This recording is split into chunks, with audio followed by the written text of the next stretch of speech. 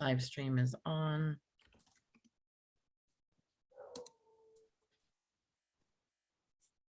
You want me to do the live transcript too? Yeah, let's go ahead and do it.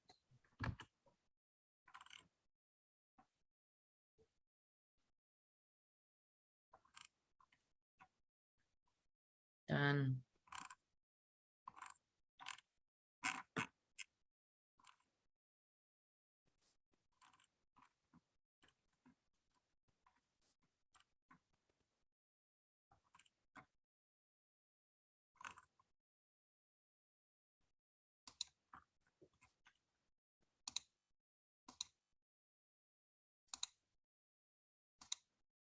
I'm gonna give 7 co-hosts.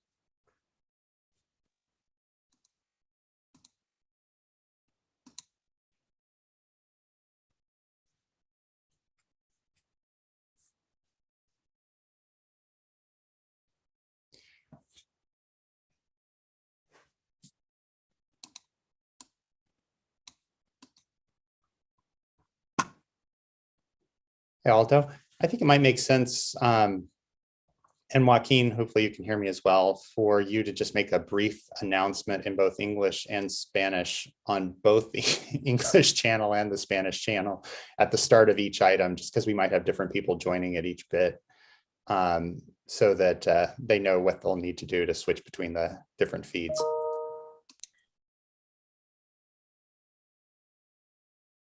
So Michael, just so that you know, he is only here for actually item 8. Oh, okay. I'm sorry. Only item 8. I apologize, Ola.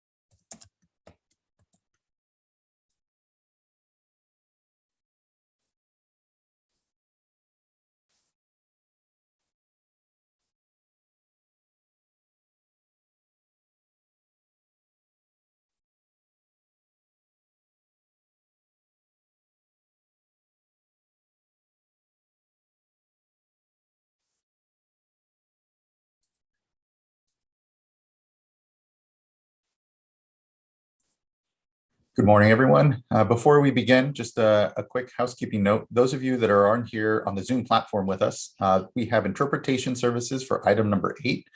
In order for that to work properly, what you need to do is down at the bottom of the Zoom screen, you can see that there is an interpretation button. If you click on that, you can select a language, either English or Spanish, and that will make sure that the interpretation services for item number 8 work. Bueno, antes que empezamos, necesitan selectar su idioma que necesitan selectar inglés o español abajo en tu window aquí, y porque tenemos interpretación para ahora en número 8 en la agenda. Gracias. Sorry for my butchered Spanish there, and now we can actually begin. So good morning, everyone. My name is Joaquin Esquivel. Today is Wednesday, August 18th. It is 9:02 a.m. and I would like to call this meeting to order. I'll begin by introducing my fellow board colleagues here. Joining me today is Vice Chair Doreen Diadamo, Board Member Sean McGuire, Board Member Laurel Firestone, and Board Member Nicole Morgan. Joining us as well as our Executive Director, Eileen Sobek, our 2 Chief Deputies, Jonathan Bishop and Eric Oppenheimer. Joining us as well is Janine Townsend, the Clerk of the Board, and assisting her is Margie Argel and Courtney Tyler. As you can see, today's meeting is being webcast and recorded. Your cameras will be off and you will be on mute. If you're looking to comment on any of our items today, you should be here on the Zoom platform. Otherwise, you're viewing us one of 2 customary ways, one on the YouTube live stream or on the Cal EPA website. But if you're on any one of those streams and you are looking to comment on our items, you need to be here on the Zoom platform. Instructions to join us here are at the top of today's agenda on our website. And additionally, if you are having challenges, you can email comment letters at waterboards.ca.gov, and the clerk of the board will help you get onto the platform here. With that said, I think we can move on, and we don't have public forum today because we handled it at yesterday's board meeting, and instead I can get right into our first item, which is item number 8, and consideration of a proposed resolution to delegate authorities for the administration of $200 million allocated by the Budget Act for drinking water and wastewater projects. And I'd like to call up Bridget Chase, I believe, to kick us off on this item.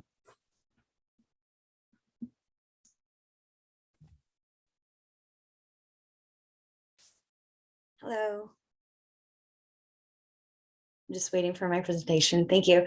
Good morning, Morning. Chair Esquivel and members of the board. My name is Bridget Chase, and I am a supervising engineer in the Office of Sustainable Water Solutions within the Division of Financial Assistance.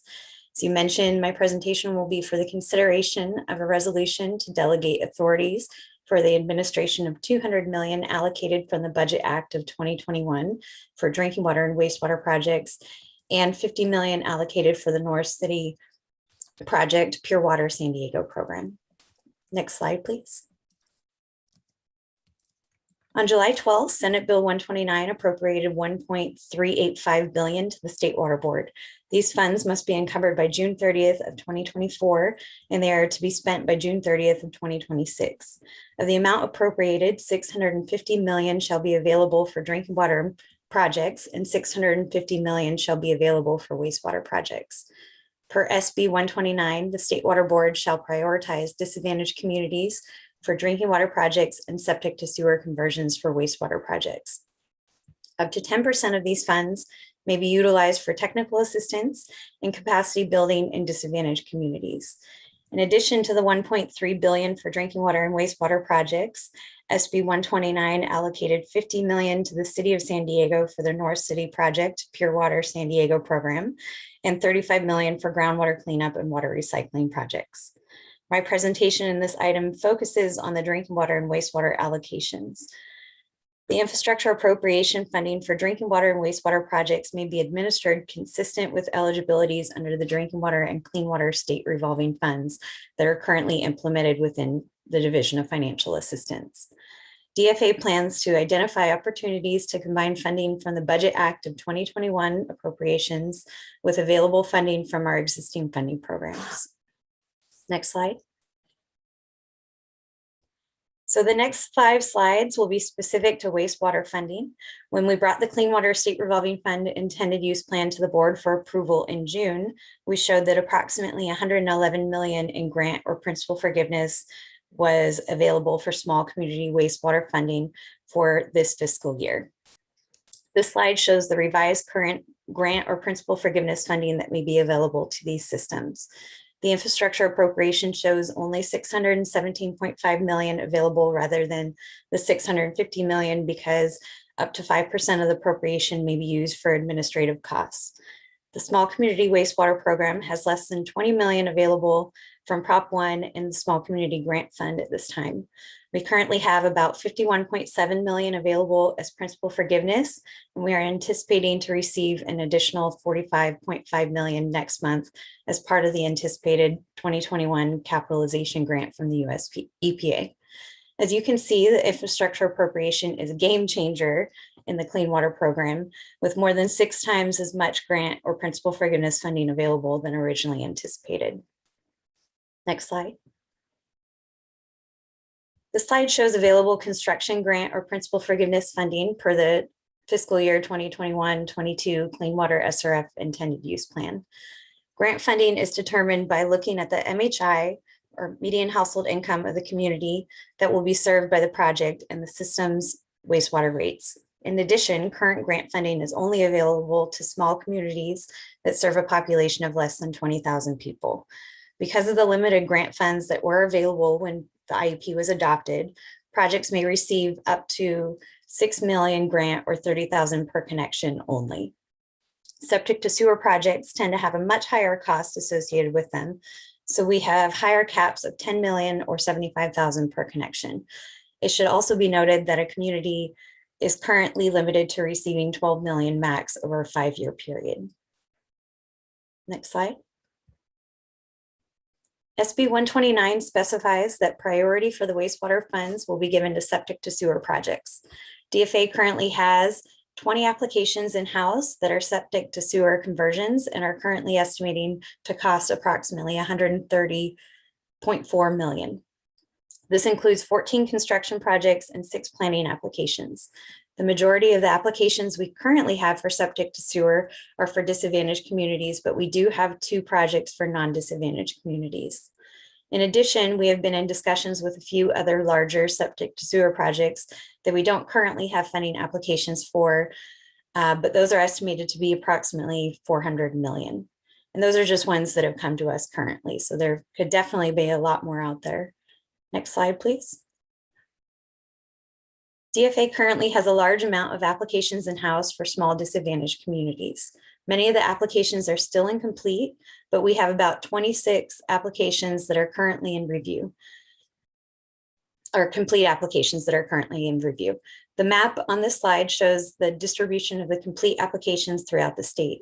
We have approximately 86 million being requested for construction and 4 million for planning that we anticipate being ready for an agreement by the end of the year. Of the complete applications in-house, approximately 40 million is anticipated to go to septic to sewer projects. Next slide. This slide is again looking at funding for small disadvantaged communities and looks at both history of projects funded as well as funding forecast for this fiscal year. Over the past 6 months, DFA has provided almost 300 million to small disadvantaged communities for wastewater projects. Since July, we have already executed a couple of agreements, and we are somewhere in the routing process to execute another 12 agreements, totaling approximately 43.2 million. As I mentioned in the last slide, we also have 26 applications for small DACs that appear to be complete and are currently in some stage of review prior to proceeding with a funding agreement. We anticipate that we will be ready to prepare a funding agreement for those projects by the end of the year. Therefore, it is looking like we will be committing more than twice as much funding as last year, with approximately 133 million going to 40 different projects this year. And those are just ones with completed applications. As of now, we could definitely get more coming in later. And, some of these might have issues that might drop off as well. Next slide, please. So the next 5 slides will be specific to drinking water funding. Prior to SB 129, DFA already had a large amount of grant funding available for drinking water projects. The infrastructure appropriation will still more than double that grant and principal forgiveness funds, with an estimated 1.16 billion being available. Additional funding sources include drought emergency, safe and affordable drinking water funding, Prop 68, drinking water SRF principal forgiveness, and other general fund appropriations. Next slide. DFA gives out most of the drinking water grants and principal forgiveness through the Drinking Water SRF program. These next two slides show existing grant and principal forgiveness limitations per the 2021-2022 Drinking Water SRF intended use plan, with additional details being available in Appendix D and E of the IUP. In general, grant funding is available to small disadvantaged communities with a population of less than 10,000 people, or expanded small disadvantaged communities with a population up to 20,000 people. These funds can be available through planning and design agreements, technical assistance providers, or construction funding. So the tables on this slide and the next slide are specific to the construction funding, but we do look at a total for all the funding that the system receives. Funding is being prioritized. Oh, sorry, if you could go back, please. Funding is being prioritized for construction projects and systems experiencing serious drinking water public health issues, including maximum contaminant level violations and water shortages. These public health issues are considered category A through C projects, and the categories can be further defined in the drinking water SRF policy if anybody wants more information on that. Small non-disadvantaged communities may be eligible for grant or principal forgiveness funding if their project is a category A through C or a consolidation project. This table from the IUP shows that category A through C or consolidation projects currently can receive a maximum of $60,000 per connection. And as I mentioned, the cap applies to all drinking water funding a community receives in a 5-year period, including planning, technical assistance, and construction funding. Now to the next slide, please. This table shows funding limitations for lower category projects. We currently don't fully grant fund these projects as they are, and there is a lower cap of $45,000 per connection for the community over a 5-year period. It should be noted that there are some exceptions that these tables can be found in the footnotes of Appendix E of the IUP. Projects that are grant eligible per these tables are managed within DFA's Office of Sustainable Water Solutions. Next slide, please. This map shows the distribution of complete drinking water applications within the Office of Sustainable Water Solutions. We have approximately 182 applications in-house, but many of them are still incomplete at this time. We have 52 complete applications that are currently in review, totaling approximately 150 million. We anticipate these projects being cleared for funding agreements by the end of the year. Next slide. So over the last 5 years, approximately 435 million in funding was given to small disadvantaged communities and expanded small disadvantaged communities. So far, we have 28 projects totaling almost 100 million, either recently encumbered or currently having an agreement prepared. As I mentioned in the previous slide, we have 52 complete applications that we anticipate being ready for funding agreements by the end of the year. If all of these projects receive funding, we are currently on track to execute twice as many agreements for small disadvantaged communities or those other ones within the table that I provided. So, the expanded small or the small non-disadvantaged with higher category projects. So of all of these projects receiving funding, we are currently on track to execute twice as many agreements as last year for about 3 times as much funding. Next slide. The proposed resolution before the board would give DFA authority to administer the first 100 million from both the drinking water and the wastewater allocations consistent with the Clean Water SRF and Drinking Water SRF intended use plans. However, DFA staff propose waiving the funding caps currently included in the IUPs in addition to any SRF requirements or conditions that are not applicable to these funds. Waiving the caps currently included in the IUPs will allow for providing 100% grant thereby reducing application requirements and review associated with loans. In addition, projects for smaller systems with high per connection costs can be funded without going to the board. Staff expect that projects with existing funding agreements will require additional funding as they are bid as well. Both the infrastructure appropriation and the SRF principal forgiveness funds will be used to supplement existing funding agreements as needed.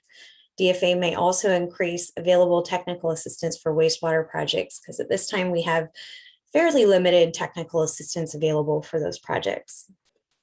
The proposed resolution will also give DFA authority to administer $50 million that is currently earmarked for the City of San Diego North City project as part of the Pure Water San Diego program. So that's already called out to go to them per SB 129. Next slide, please. DFA plans to work with the Division of Drinking Water, the regional water boards, drinking water and wastewater system representatives, environmental justice groups, and other stakeholders to develop an implementation plan for the remaining drinking water and wastewater funds. We anticipate bringing the proposed infrastructure plan to the board for consideration by the end of this year. Some possible considerations for the remaining funds include modifying the eligible grant percentages or funding caps that are currently listed in the IUPs, increasing some project scopes to help with climate resilience or cyber attacks, providing grant funding to non-DACs or larger systems, or providing grant funds to green projects, including water recycling. And those are just some of our ideas, so we could definitely consider other ones as well. Next slide, please. So that was the last of my slides, and I know I threw a lot of numbers at you. I have a team of staff here that can help me with any questions that you guys have. Thank you. Thank you so much. I just, we're incredibly fortunate for the opportunity to be making these investments and so well positioned given the needs and assessment, the continued work, obviously on SAFER, just incredibly proud of the work that you all have done quickly here. Glad we're getting a $200 million tranche out and appreciate that we still have more discussion around the larger pot and how best to make sure that we're maximizing this down payment of an investment, even as the federal government certainly currently debates what a longer term investment and infrastructure package looks like. So just thank you for the good work. My main question right now is just how we are thinking of marketing the opportunity to wastewater agencies and drinking water agencies about the opportunity for these funds to come to us, ensure that we understand their projects. I know with the state revolving fund and our programs, we have a pretty good pulse and a number of applications from agencies on their projects. I think sometimes though, especially when we have these infusions, reminding those agencies that there are opportunities here, marketing the program and making sure that we do our best to get the word out that we are looking for the projects that agencies have been developing or otherwise are looking to develop here, and making sure that we're just getting out the word that these opportunities are here and we're looking for agencies, projects, and leadership. So that would be my only just kind of flag, if any kind of question at this point. And then otherwise just look to my fellow board colleagues for any input or thoughts.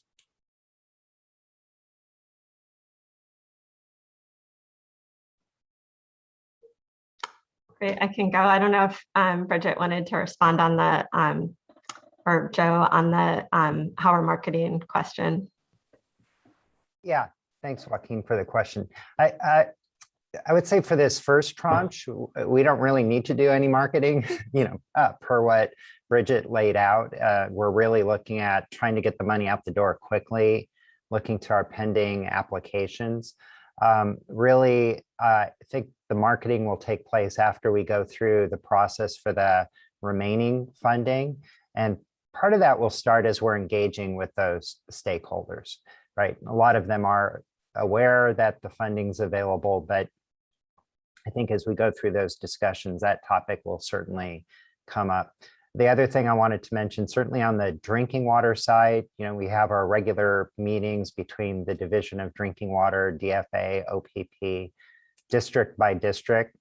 We were initially talking about the out of compliance systems. Now we're also discussing the at-risk systems. So part of that is also very kind of targeted assistance, right? As we're identifying those systems that maybe don't seem like they have a project with us, or we're not sure about what they're doing to improve their infrastructure, come into compliance.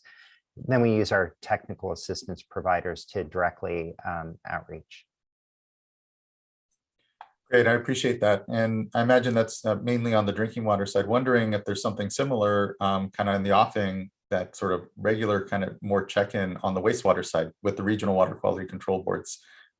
Knowing that given the, half of this pot is for wastewater and the emphasis on septic to sewer, know that our regional boards are a real good, incredible resource and value and understanding where there might be projects or opportunities. And I know there is some, and it's not to say that that doesn't go on. I know that very much does, but just wondering if there is similarly maybe a way that we can structure the discussion with the regions specifically on this pot in a way to just kind of generate as much, again, maximize the investments we can make here by understanding best what the projects are that we can contribute to.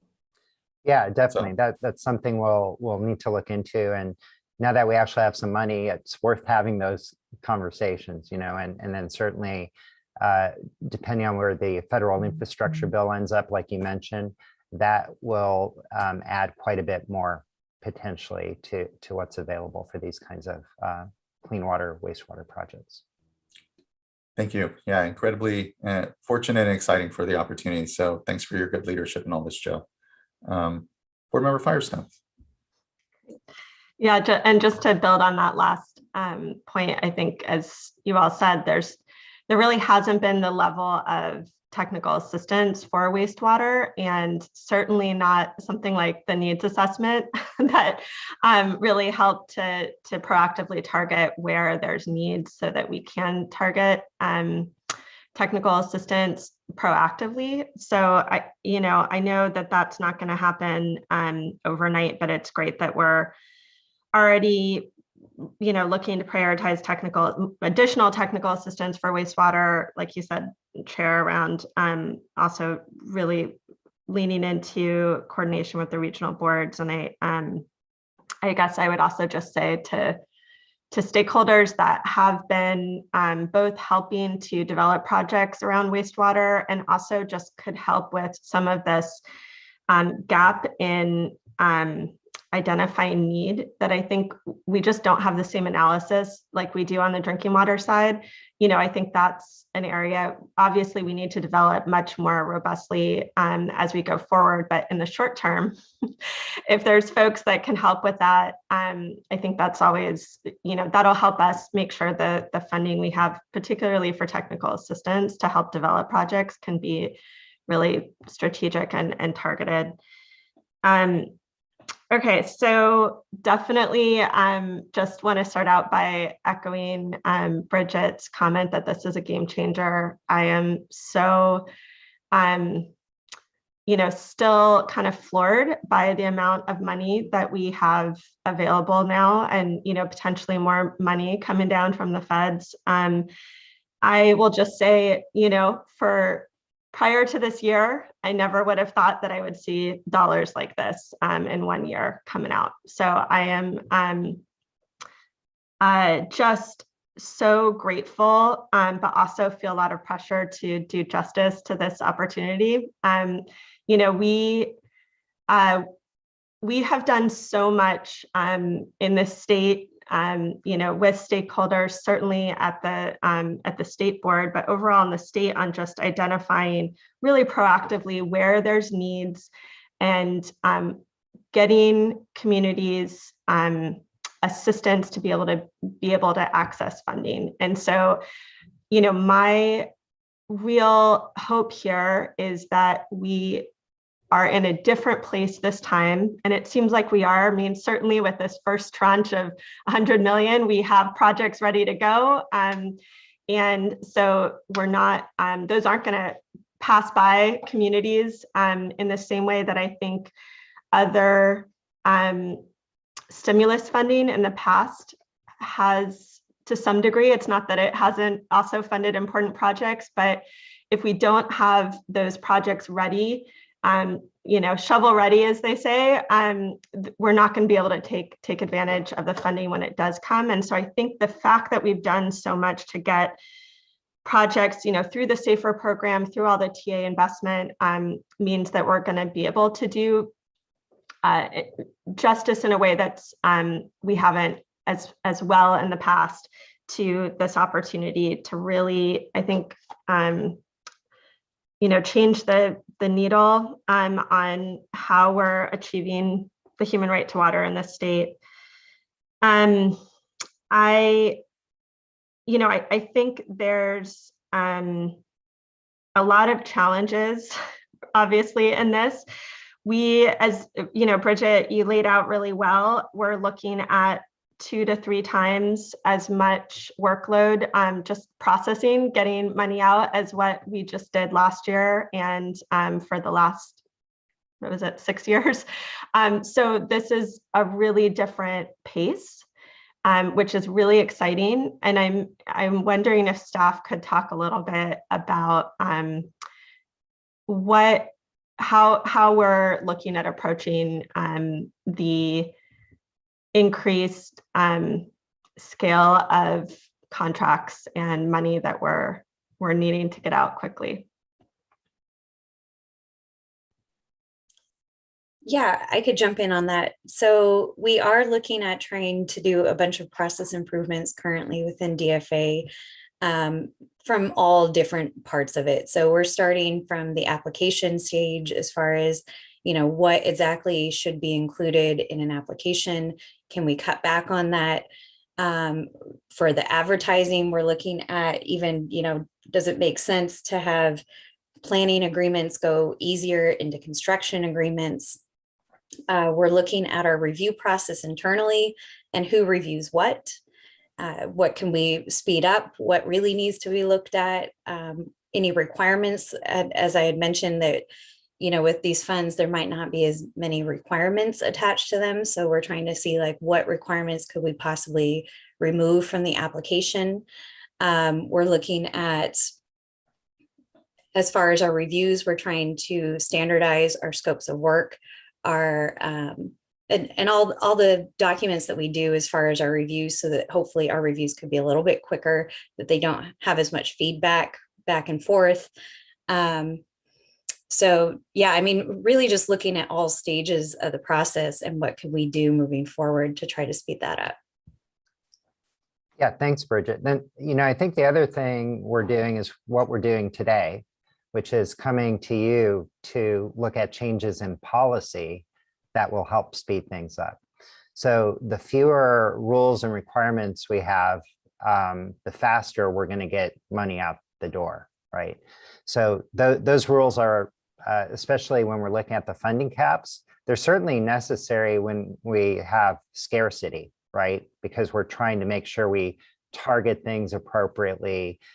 We look at, well, if somebody can afford a loan, sure, let's have them take out a loan, but that involves a lot of review and scrutiny and sometimes going through a rate setting process and that whole thing. So to the extent that, especially as we move forward, not just looking at small communities, but even larger disadvantaged communities, to the extent we can provide more grant and larger grant amounts, that will help streamline a lot of the review process. So in addition to what Bridget is talking about, we're looking at sort of our process improvements, but there are sort of, there's a ceiling to what we can do. And that ceiling is governed both by statute and any policies that we establish. So that's part of what we're also really taking a very close look at. And, that will obviously, that'll be a big part of what we bring back to you. And just as sort of a flag for the infrastructure money, the federal infrastructure money, certainly when you bring in the federal requirements, those dollars are going to be big, right? But some of those requirements are going to be a challenge. And so that's where I think strategically we'll probably look at, as staff wanting to use these general funds for the smaller communities, which have fewer of those requirements, and look at, the federal infrastructure money, maybe for the larger communities, because those larger communities will, I think, be able to manage those additional federal requirements much easier. So that's just sort of a heads up and flag for where we're looking for your help on the policy side to help speed things along. Great, that's really helpful. So just and on that, I think as we're looking to the future next, not that long in the future, the next few months, and trying to figure out what the guidelines for the rest of the money are, I think you all have a lot of thought, good ideas that you put down. I know stakeholders will have a lot.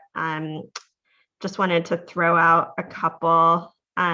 These are obvious and I think are already on included in your list in some way, but just to be even more explicit about it. I think the SRF doesn't have the same priorities around at-risk systems as ones that are already out of compliance. So I think making sure that we're really prioritizing those at-risk systems.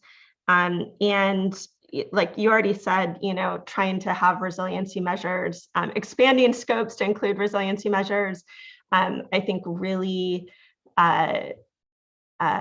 almost having a standard expectation of scopes in terms of, do they have these basic resiliency measures in place? If not, those need to be part of the projects. And then, an area that I think we need to develop more, and I know we've talked about and are supporting, is just how can this funding and the assistance we're doing with grant and infrastructure support, also support workforce development locally, and looking at jobs from local communities, particularly impacted communities.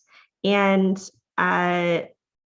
then lastly, on the additional future considerations, I don't know that this is something that I feel like this is probably not ready to be put in this round if we're trying to develop guidelines by the end of the year, which I know we want to get this money out fast. But I do want us just to start thinking about how, when we are offering grants instead of loans, that really is kind of an operations and maintenance subsidy. Is what, we are saying the state is going to pay for, and for what otherwise ratepayers would have to pay in through their rates, and in that operation and maintenance, including loan repayment.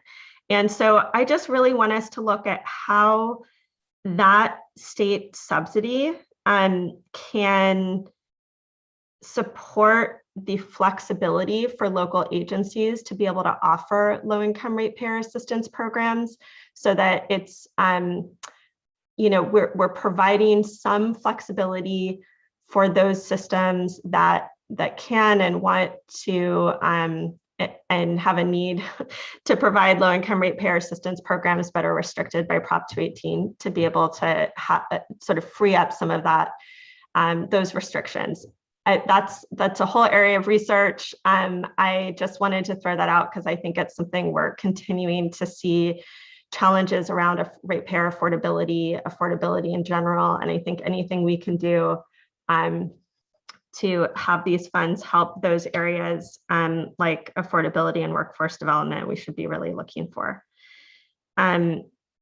So lastly, this is really around the last point is really just around thinking about how this agenda item and the next agenda item are the holistic strategy there. And I guess I wanted to share my sense of things is that the SAFER program and what we've been able to do in the last few years is a whole new approach of not waiting for folks to come to us.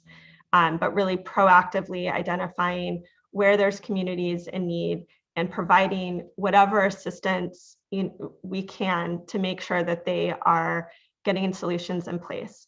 And so this funding seems like, and I think this is true with a lot of the capital funding, is it's still kind of more in the, it's sort of complementary to that, where once SAFER has helped those projects be ready and come to us ready, we can fund it through pots like this and others. And we're doing that in a coordinated way.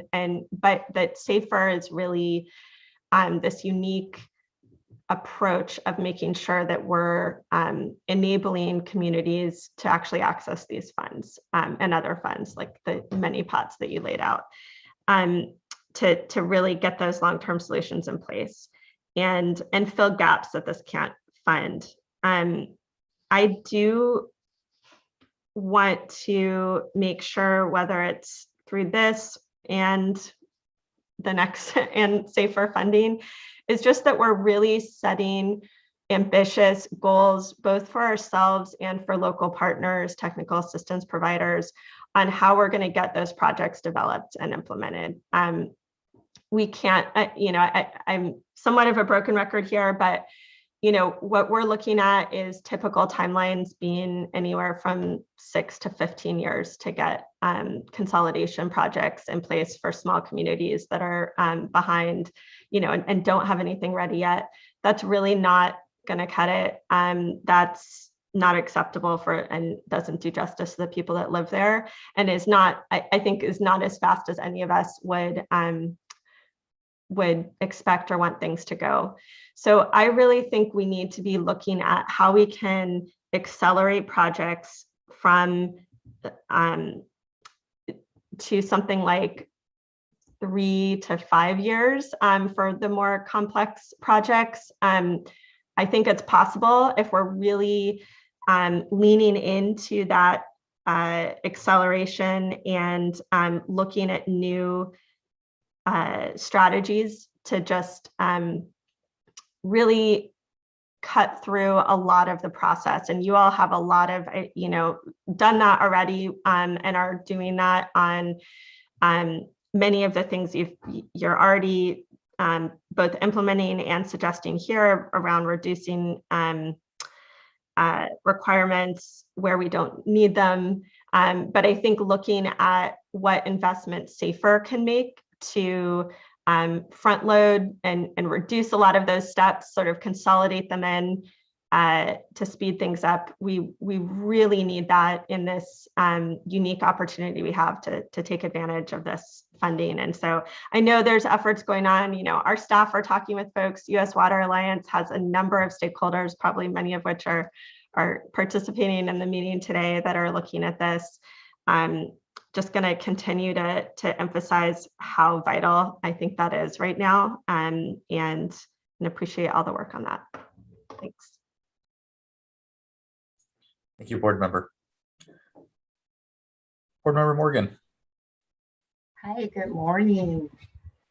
And so I just want to, echo board member Firestone's comment regarding having drinking water projects in the queue ready for funding. And to Chair Esquivel's earlier comment, it will only benefit us to do the same on the wastewater side.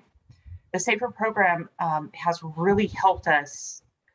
It has really helped us with this on the drinking water side, and I would like to see us do something similarly, something similar programmatically to develop projects on the wastewater side.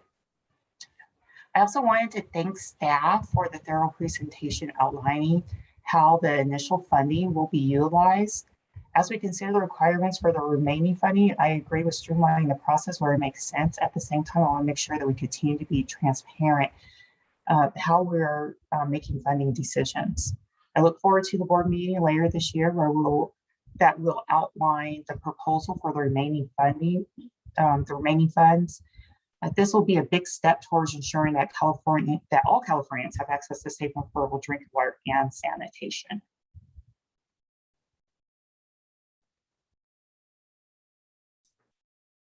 Thank you, board member. Well, as we're all putting in our 2 cents here and thinking about the future. All great comments this morning. And I just want to put in my perspective on, I think what we'll find is that there are many priorities, and the needs, as we all know, you've seen the needs assessment part, even all the funding we're talking about today, and even the funding that we may see in the near future from the federal government will not meet the funding needs of the needs assessment that have identified over the next several years. So, regardless, there's going to be more challenges out there and than we have funding for. So there's always going to be those tough trade-offs in making decisions about where to make investments. For me, just to add to the mix of priorities, I look at where we are today as as we all know, a climate change crisis, and we're truly at an inflection point here. So, I completely agree with all the drinking water priorities. I think those are spot on. But I'd like us to just consider, as we're thinking about implementation, how do we better weave in our climate change priorities and making intentional decisions about funding projects that leverage this money to spin up projects that build water resiliency. So thinking about things on the wastewater side, like permissive stormwater to sewer diversion projects that provide multiple benefits that actually end up augmenting water supply and help meeting water quality goals. And projects that have historically been challenged to be funding, just like there's Prop 218 challenges on the drinking water side, so too are there on the stormwater side. And there's a lot of opportunities there. I know there's certainly pressure and need and so much opportunity for the septic to sewer projects, and those need to go forward as well. But I also just see this as a real opportunity to make a difference and show as a state that we're all in here, and that we all need to look at creative solutions, things like brackish water facilities, what have you, even water use efficiency. I don't know how this all fits in, and certainly I have a long list of interests, but I just wanted to put that in for you to start thinking about. What can we accomplish here? How can we leverage these investments, maybe incentivize larger water systems to do more than they would otherwise?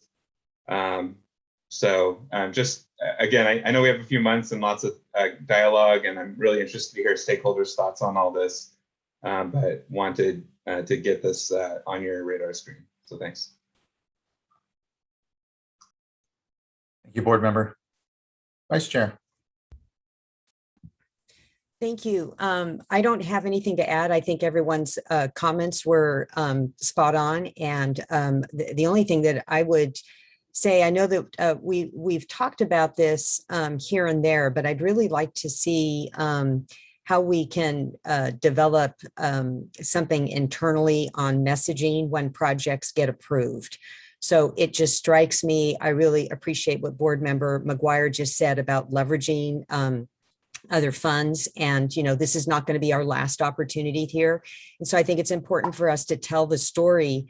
I think we're all confident in your abilities, but the outside world may not, other than, the circle of folks that always deal with the water board, the outside folks don't necessarily know about not only our ability to move the money and get it out to projects, but to be selecting projects that are sustainable and to have trust in our system. So just want to flag that this is something that I think we need to, I don't necessarily expect the team here today to respond to this, but looking for opportunities when projects are funded through the Office of Communications, whether it's press releases, letting the elected officials know, because the funding, of course, flows to us from state and federal elected officials.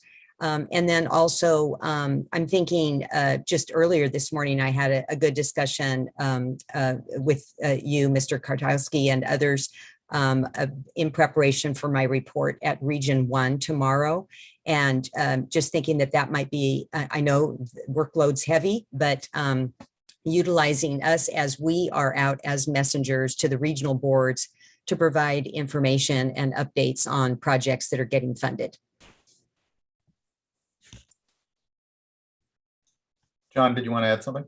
Yes, I just wanted to thank the board members for the discussion about what we need to think about on the wastewater side. You know, I'll be very cursory, but in what I heard is we have a good program through SAFER for addressing drinking water problems that are now or coming in the future, and a good needs assessment and priority, but we don't have that on the wastewater side. That is probably something to think about in legislation. You know, that do we need to do some sort of a needs assessment for disadvantaged communities for wastewater so that we have that ability. I also heard conflicting, which is good. This will allow us to bring forward different priorities the board can decide upon at their December meeting about where we should be going with some of our wastewater money. I think all of those ideas are important, but they won't all happen. And so we have to figure out which ones we are going to focus on, or are we going to divide it up to spread it around between sustainability, recycled water, disadvantaged communities, septic to sewer. There's a number of different, all important aspects that the staff will have to wrestle with and propose a series of recommendations to the board on how to address that money. And so be prepared for some hard decisions in December.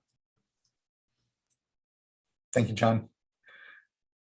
Yeah, I appreciate the discussion here. I think a number of us have brought up, I think, here and there, just reflecting how effective the drinking water program has been and the amazing work that we've been able to do in the 5-6 years since the Division of Drinking Water was transferred over, but particularly since the passage of the Safe and Affordable Fund and the dollars and resources that we've been able to use to close the gap. And we know that a gap exists on the sanitation side. And importantly, it's the Venn diagram between drinking water and wastewater that, you know, we also produces recycled water projects that is really about the 21st century sort of way of viewing our wastewater and drinking water systems and their interconnectivity and the potential to invest in them simultaneously to bring resiliency to our communities. And, you know, the recycled water projects we usually see are in a little more affluent communities because they take a lot of dollars and investment and time and require the resources to bring a project to fruition. It'd be great to start to catch up a little and see our wastewater efforts, again, similarly in parallel with some of the drinking water work, and see how we can really maximize these investments by having something more of a program on that side. So I appreciate the discussion here amongst us, and let's see what we can do within our own purview. But I agree with you, John. If we're really going to have something on the caliber on the wastewater side that we have on the drinking water side, it will require the attention of the legislature as well and discussions there. So thank you. Did you want to add anything, Director Sobek? I did, thank you. I wanted to thank Vice Chair Diadamo for raising the communications issue. I know that I've had a number of discussions with you, Chair Esquivel, as well, and other board members. We've been doing a lot of thought about this. I think we have been a little bit overwhelmed with just evaluating the money, evaluating the programs, and getting it out. But I think it is important to get the word out for lots of reasons. I think it gives people hope that that their issues will addressed if they see other people's issues being addressed. I think it just reminds the entire village that it took to bring this program together, from the advocates to the legislators to the elected officials.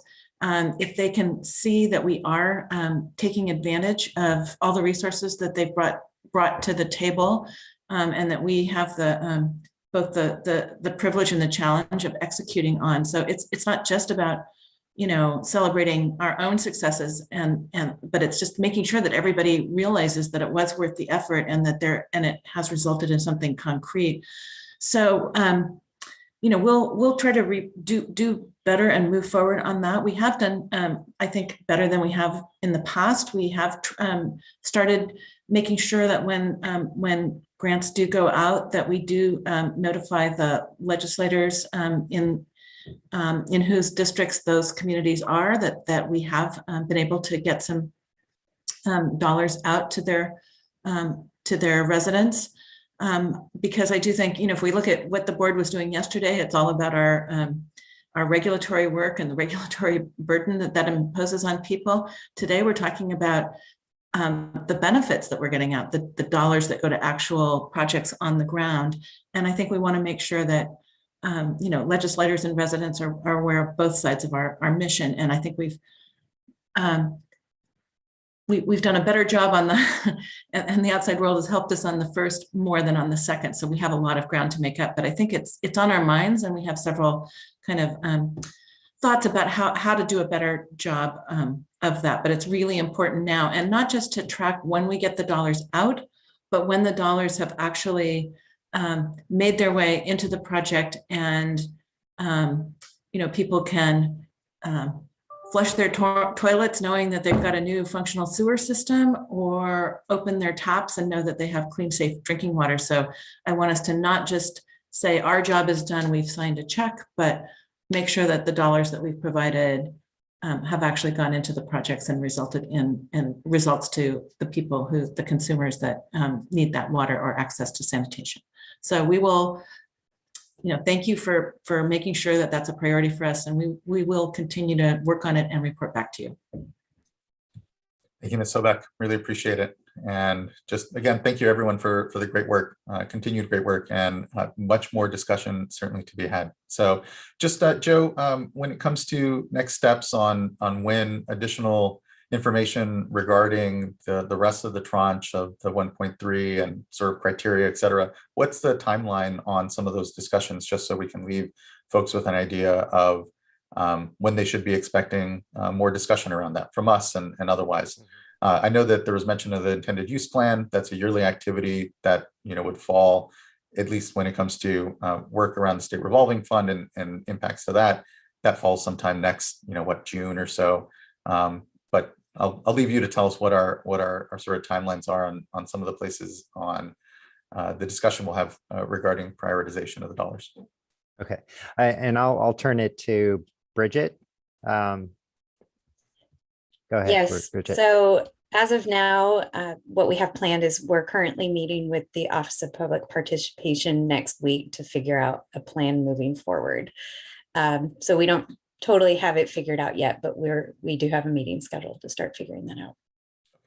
But I'd say within the next few months, we'll start meeting with stakeholders. So, part of that initial internal planning is, we certainly have a structure with our safer advisory group. And like you all have talked about, we don't have a similar parallel structure. So we certainly are aware of, some of those major associations on the wastewater side that we'll engage with, but also want to make sure, the smaller communities are well represented in that dialogue. So, again, we're fitting this around a lot of other things, right? Drought response, a RERGIS program and that sort of thing, but we'll certainly keep making progress and keep the board updated on where we are with the specifics of timing of engaging with stakeholders and bringing something back to you all. Great. Thank you both. We have a few commenters, so we can. Can I ask one more question? Oh, while of course. we're bringing Sorry. up commenters? Just a request around, as we're assessing this next steps on the wastewater side. Obviously we can't replicate the SAFER program for wastewater without some legislative and sort of different budgetary authorizations and direction. But I think there may be some things we could do to start to do maybe a much more cursory needs assessment, or having supporting and technical assistance providers to help with some of the needs targeting and staff work with regional boards and that sort of thing. So just would love to hear from staff as we move forward what ideas are around that. more specifically. Thanks. Great, thank you, board member. I think our first commenter here is Eric Orellana.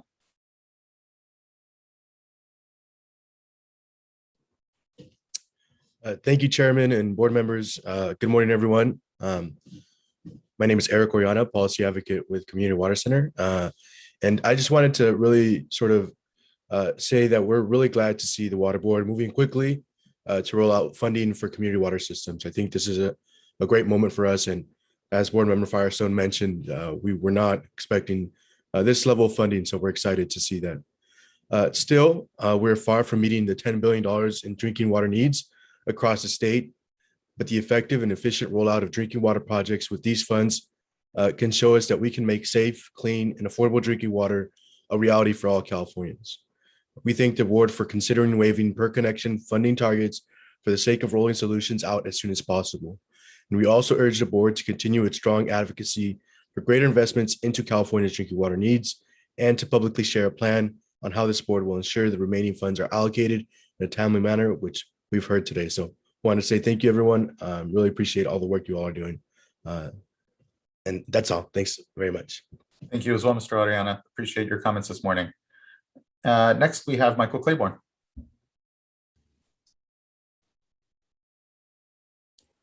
Thank you, Chair Escobar, and to the board. My comments will be pretty quick because I'm going to actually defer to Natalie from Leadership Council, who thought she may be called into another meeting, but wasn't. I believe she's on the line. So we're going to be very supportive of this resolution and this funding, and we're very excited to see this funding get out. And I'll leave it at that and turn it over to Natalie if she's next. Great. Thank you, Mr. Claiborne. And yes, she is. Natalie Escobedo Garcia.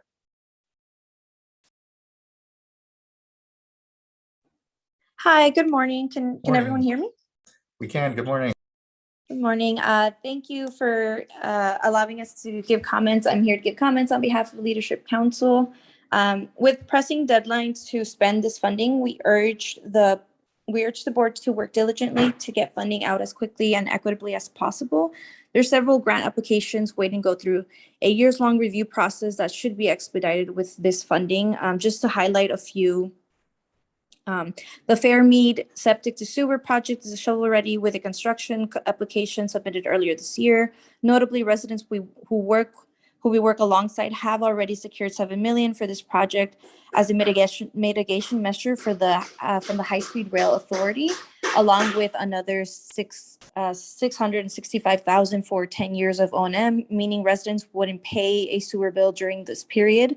This is a fantastic opportunity that cannot be squandered, and there is a significant remaining gap in funding that it can be used. CBWD is working to expand access to drinking water in the Eastern Coachella Valley. An important first step will be receiving funding for the Avenue 66 extension project. This project will make it possible for mobile parks to consolidate, and residents of the ECB have expressed this as a high priority project for them. This is another shovel-ready project that should be expedited with this funding. Lanier Septic to Sewer is in the feasibility study phase, but with diligence, we can meet the statutory deadline in this year's appropriation and solve a public health crisis and water quality threat caused by failing septics. The list goes on: Matheny Track Septic to Sewer, Delhi Septic to Sewer, Tullyville Drinking Water, projects in Fresno like Three Palms, Moulton Park, water consolidation in Britton Avenue drinking water.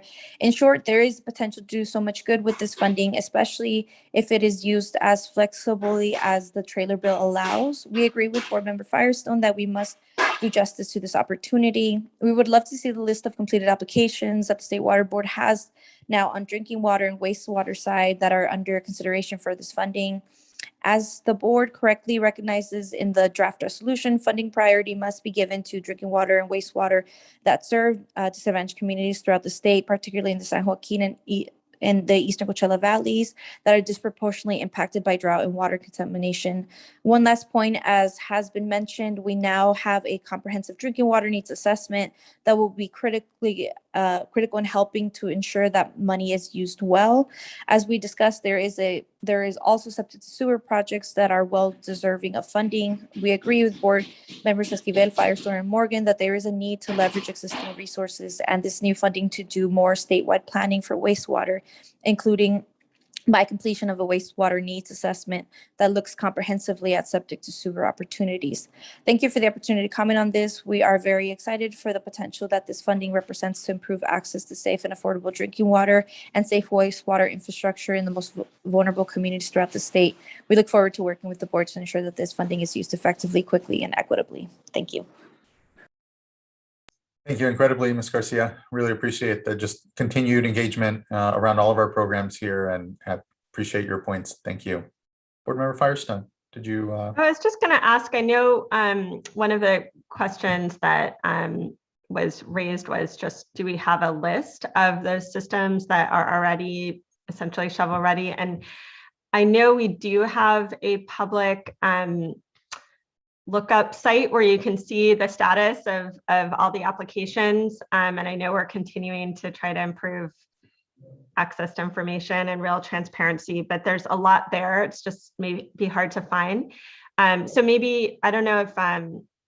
Karkowski or somebody could either highlight where that is or make sure to follow up with stakeholders and see how we can get that pretty clearly linked on the website so that people can see that. Sorry, You're on mute. Sorry, I know that's Chair Esquivel's favorite project, is trying to have our website work better.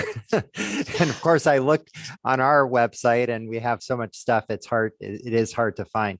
Now, certainly with our last advisory group meeting, we made the advisory group members aware of that, application status tool that we have. So every chance we get, we're trying to advertise that. And certainly we can provide Natalie with, and anybody else who wants it, sort of the list of projects where we have completed applications.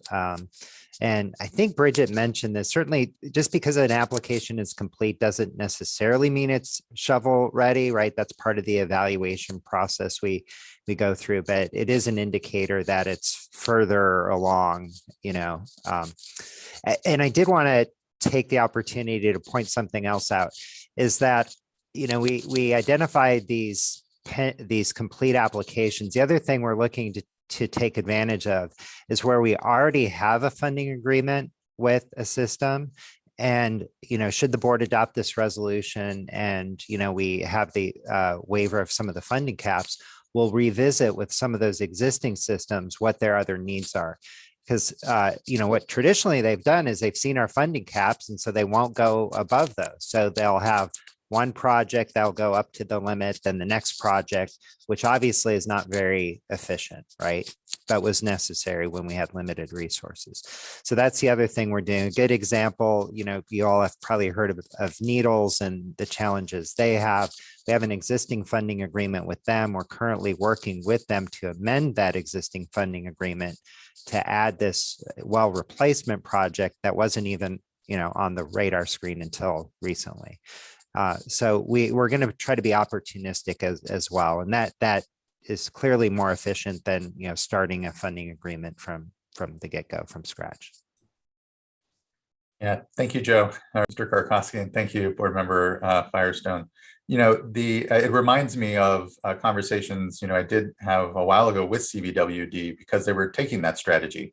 They were taking a bite off every small little project and do an extension here, and it does benefit to just say, take a step back and say, well, what does one application look like? How might we process this in a way that isn't just a series of smaller applications, but and to your point, incentivized because perhaps our cost caps, but instead look at it as more of a one-time application, if you will, or if anything else, just not duplicating all that paperwork in each of those programs. So anyway, thank you. I appreciate that. Other comments or questions from fellow board colleagues before we wrap up this item? Okay, hearing none. Thank you for the good discussion. And at this point, I need someone to make a motion. I'll make a motion to adopt. Do we have a second? I'll second. Thank you. Ms. Townsend, can you please call the roll call vote? Yes. Board Member Firestone. Aye. Board Member Morgan. Aye. Board Member McGuire, Aye. Vice Chair Diadamo, Aye. Chair Escobar. Aye. Thank you. Thank you as well. And vote carries and the item is adopted, although nearly closed out the item without doing the vote. So thank you everyone for that. Thank you for the discussion, and we can close off item number 7 and move on to item number 8, which is our fund expenditure plan. It's a workshop here for our draft funding year 2021-22 fund expenditure plan for the state, the Safe and Affordable Drinking Water Fund. And Ms. Oaxaca, good to see you. Good morning.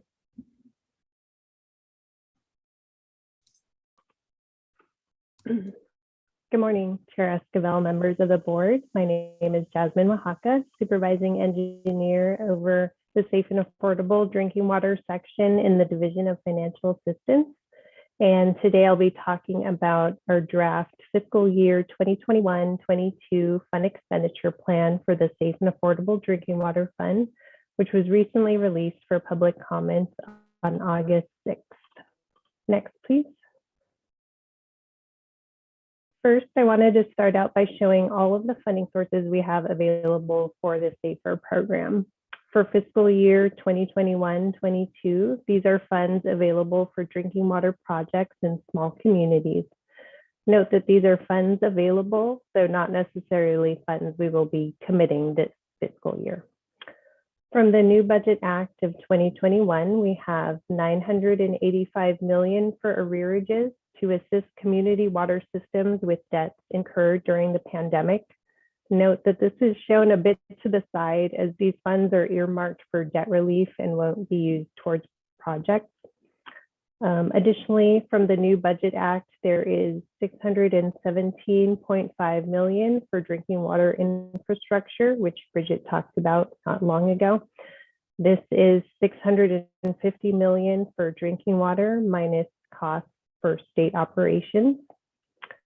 And we also have $9.5 million for drought emergencies, for which the board delegated authority to the Division of Financial Assistance to commit to projects last month. The main focus of the fund expenditure plan, again, is our Safe and Affordable Drinking Water Fund at the top there, made possible by Senate Bill 200 in 2019, which has about $128 million.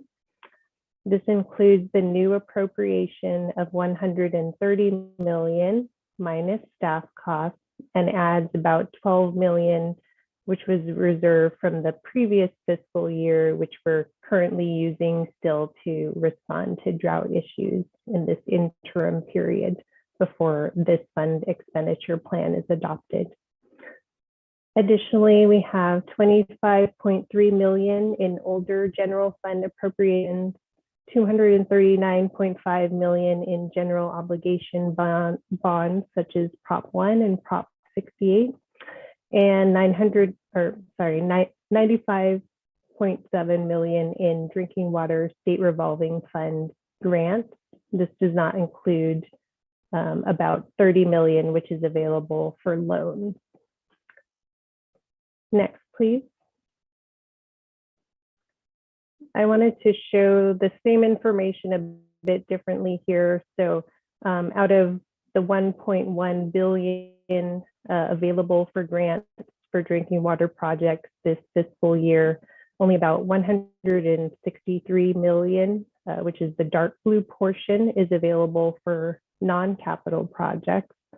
And I just wanted to note that the Safe and Affordable Drinking Water Fund continues to be our most versatile funding source available in this program, with the capability of funding interim supplies and emergencies, administrators, operation and maintenance, as well as projects and programs that benefit communities served by state small water systems or state smalls and domestic wells.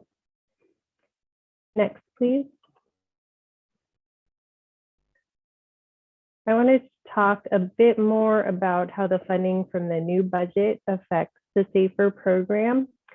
So again, the $985 million for the arrearages program from the Coronavirus Fiscal Recovery Fund of 2021 is to address COVID-19 pandemic related community water system customer arrearages and revenue gaps. And so for smaller systems, this will go primarily to cover ongoing operation and maintenance.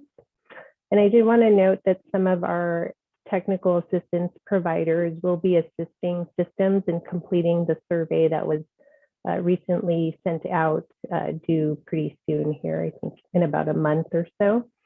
And then as mentioned earlier today, with the previous item for the 1.3 billion in infrastructure funding for drinking water and wastewater, 650 million is going towards drinking water projects.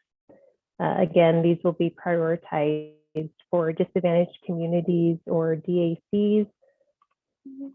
And then overall, around 1.1 billion is available for capital projects.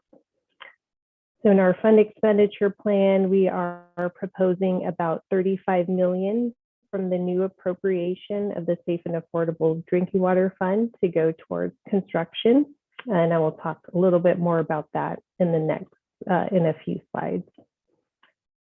For drought, we received 10 million to help respond to drought emergencies. We currently have about 32 million remaining in our existing agreements that could be used to respond to these drought issues, which we've been leaning on heavily the past couple months. For example, our bottled water, hauled water, and well repair program.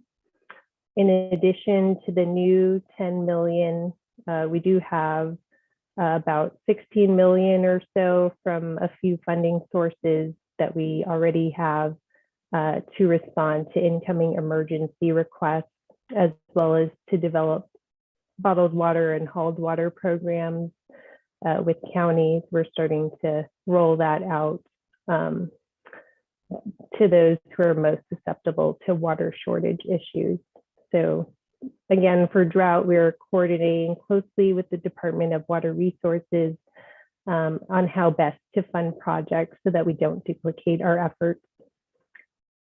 In the fund expenditure plan, we're proposing an additional 39.3 million from the new appropriation of the Safe and Affordable Drinking Water Fund to go towards interim water supplies and emergencies.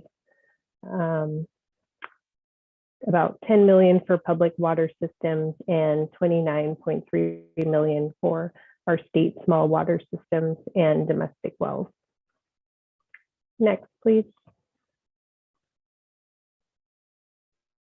These are our proposed priorities for the SAFER program, which will focus our efforts on small disadvantaged communities and low-income households. These build on our previous priorities as well as the 2021 needs assessment. They are to address any emergency or urgent funding needs expeditiously where other emergency funds are not available and a critical water shortage or outage could occur without support from the fund. Address community water systems and school water systems that are out of compliance with primary drinking water standards or at risk of failing. Accelerate consolidations for out of compliance or at-risk systems, as well as state smalls and domestic wells, and promote opportunities for regional scale consolidation. Expedite planning through use of technical assistance or TA for systems out of compliance, at-risk systems, as well as state smalls and domestic wells. Provide interim solutions, initiate planning efforts for long-term solutions, and fund capital projects for state smalls and domestic wells with source water above a primary maximum contaminant level or MCL, or at risk of running dry due to drought. And also to ensure assistance is distributed in a manner consistent with the goals and direction provided in the State Water Board's racial equity resolution once adopted. This last one is newly added to consider racial equity and environmental justice in how we administer our funding. And we'll also be working towards establishing some metrics around racial equity and environmental justice and hope to include some of those in the final version of the plan. Next, please. So these are our proposed targets for the new fiscal year's appropriation of 130 million. I'll be spending a bit of time on this slide, so please bear with me. For solution types across the top, for interim water supplies and emergencies, we have 39.3 million, which is equivalent to providing approximately 21,800 households with bottled water for 2 years. The 5 million for systems out of compliance or at risk will be focused on interim water supplies, like bottled water or hauled water for systems outside of the Central Valley. The 29.3 million for state smalls and domestic wells will be invested in developing county level programs for bottled water and hauled water in areas with a high density of state smalls and or domestic wells in high risk aquifers identified in the needs assessment. For technical assistance or TA, the proposed investments of 30 million will supplement our existing work with systems out of compliance and also focus more resources on at-risk systems to accelerate planning through technical assistance. The 20 million for public water systems will provide sufficient funding for 40 planning projects through TA. And the 10 million associated with TA for state smalls and domestic wells would go towards a mix of specific projects and regional efforts at the county scale funded through TA providers. For administrators, the appointment of administrators is expected to continue to ramp up this fiscal year as the program matures, and DFA will continue to develop master agreements with entities who are qualified to act as administrators, which should increase the administrative efficiency of the program. For planning and construction, as mentioned earlier, we will have a significant amount of funding available for capital projects, especially through what was allocated in the recent Budget Act. However, we are proposing to reserve some here to fund consolidation incentive projects. Construction funding for state smalls and domestic wells would go towards supplementing our existing programs that finance services such as well repair or replacement or extension of service in areas with contamination or wells that have gone dry. For direct operation and maintenance support, the focus here would be on assisting larger systems that are subsuming smaller water systems through consolidation incentive projects eligible through the Drinking Water State Revolving Fund intended use plan. And at the bottom, for other program needs, 1.5 million is reserved for contracts that may be executed this fiscal year for items such as data management improvements or program performance audits to more closely evaluate our funding process and identify areas where we can improve our efficiency. And lastly, anticipated SAFER program staff costs for the fiscal year are 13.2 million. Next, please. To highlight a few items regarding these targets, they're intended to be targets which the board may adopt, but they may shift over the course of the year depending on the needs that we see. And again, our solutions would be focused on small disadvantaged communities and low-income households. Funds targeted for technical assistance are intended to assist with completing all planning tasks necessary to accelerate moving projects towards construction.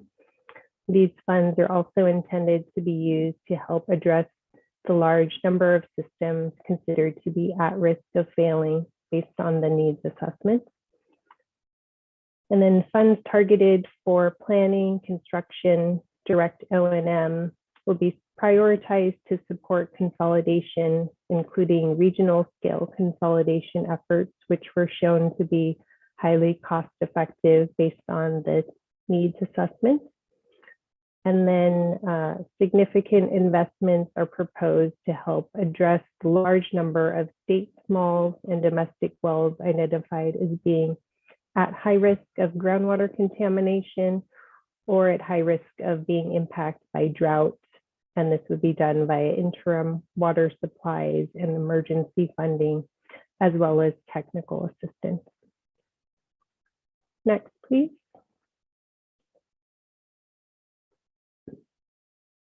I wanted to highlight two policy considerations within the draft plan this year. First,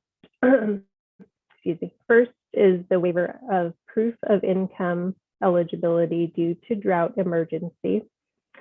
Our existing bottled water and household well assistance program agreements allow us to waive eligibility requirements during large-scale emergencies such as pandemic or drought, and we have had these in place during COVID.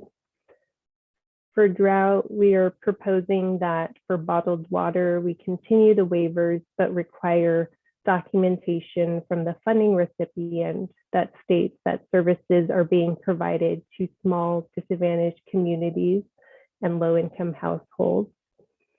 For tanks and hauled water, we propose to institute a temporary waiver for 3 months, for example, that may be extended with DFA Deputy Director approval. And for well repair and replacement programs, we would continue to require income verification for any work done related to the well. Next, please. The second policy consideration is on income-related funding parameters for state smalls and domestic wells. Our existing regional programs provide well testing, interim and long-term solutions to disadvantaged communities and low-income households. For new programs to assist communities served by state smalls and domestic wells, we're proposing to support domestic well testing without requiring income verification, but focus on areas at highest risk of water shortage or water quality issues. And we would continue to require individual household income verification or an evaluation of community income levels for any interim or long-term solution provision. Next, please. So this slide shows targets from the last fund expenditure plan for 2020-21 versus what we actually committed during the past fiscal year. So I'm shifting now to looking back at what we did last year. I will spend a little bit of time on the slide as well. So note that the black text is what we committed in the fiscal year 2020-21, and the grayed out text in parentheses is what was targeted in last year's fund expenditure plan.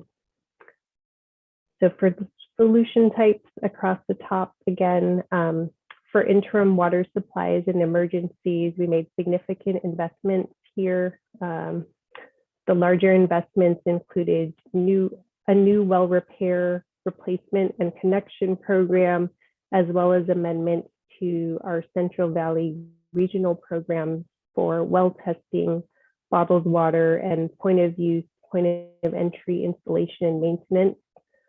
These investments also set us up well, at least in the Central Valley, to assist with drought response. We also have one technical assistance agreement in place in the Central Valley, which would also be able to fund emergency projects directly through our TA provider.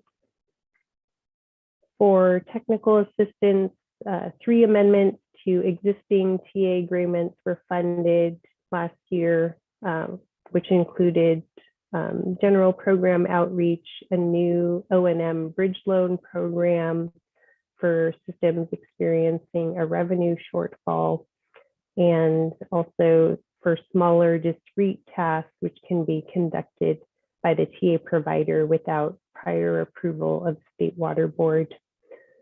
For administrators, some safe and affordable drinking water funds were directed to support administrators last year due to the lack of availability of an alternative funding source.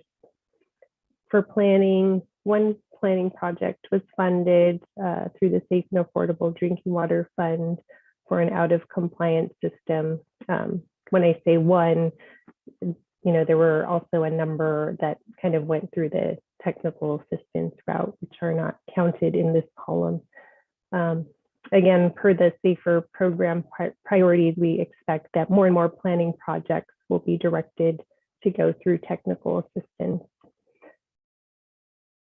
For direct O&M support, we had one consolidation project, which is captured in the construction column, but it included $200,000 of direct O&M assistance as a consolidation incentive.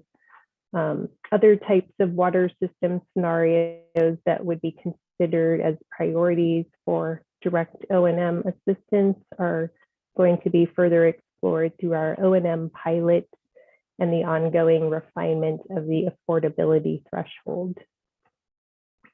For construction, 17 construction projects were funded through the Safe and Affordable Drinking Water Fund for systems out of compliance and at risk, and also represented the largest solution type investment for fiscal year 2020-21. Additionally, we had the one new domestic well program being established in the Central Valley for well repairs, replacement, and connections. That's on the state smalls and domestic wells row. So for water system category on the left-hand side, I'll just quickly mention that a majority of funding went to construction projects for out of compliance systems. Again, those are those on the human right to water list and systems identified as being potentially at risk in last year's fund expenditure plan, which was done pre-needs assessment. A large portion of funding also went to interim solutions and communities for communities and households served by domestic wells and state smalls. So lastly, on this slide on the bottom, for other program needs, 2 pilot projects were identified in last year's fund expenditure plan for innovative point of use technology, as well as an operation and maintenance O&M pilot. Both of these pilot efforts are underway, and the $3.2 million is intended to be used towards systems that will be identified as part of the O&M pilot. Lastly, actual staff costs for last fiscal year for both administrative and implementation tasks associated with the requirements of SB 200 were close to what was initially estimated. Next, please.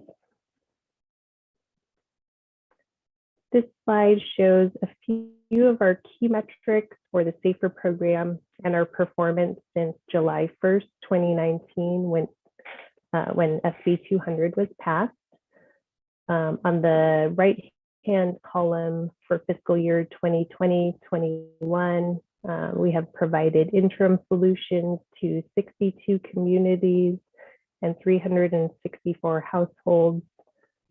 We have executed or completed planning assistance projects for 171 communities, and we have completed long-term solutions for 81 communities. Additional performance metrics are included in the draft plan in section 10.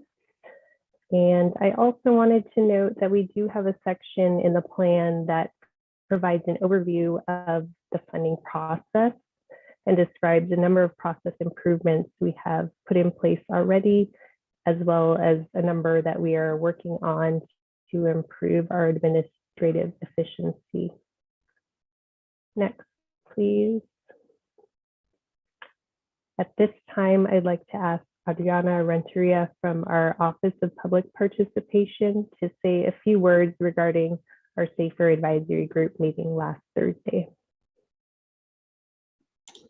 Thank you so much, Jasmine. Good afternoon, board members. My name is Adriana Renteria. I'm the director for the Office of Public Participation. And I'm going to be giving you a quick summary of some of the feedback we received from the SAFER Advisory Group. So the SAFER Advisory Group met last week, and at this meeting, staff gave presentations on SAFER metrics and progress, events and outreach, the arrearages program, our strategy for drought assistance, the affordability threshold, and the draft 2021-2022 fund expenditure plan. Our discussions focused on 3 topics: fund expenditure plan priorities, how the Safe and Affordable Drinking Water Fund funding should be allocated, and how to improve grant and loan funding processes. So in terms of the fund expenditure plan priorities, there was general consensus and agreement about the additional priority on racial equity, and there was general agreement about the other existing priorities. There was one additional recommendation to add one priority related to process improvements.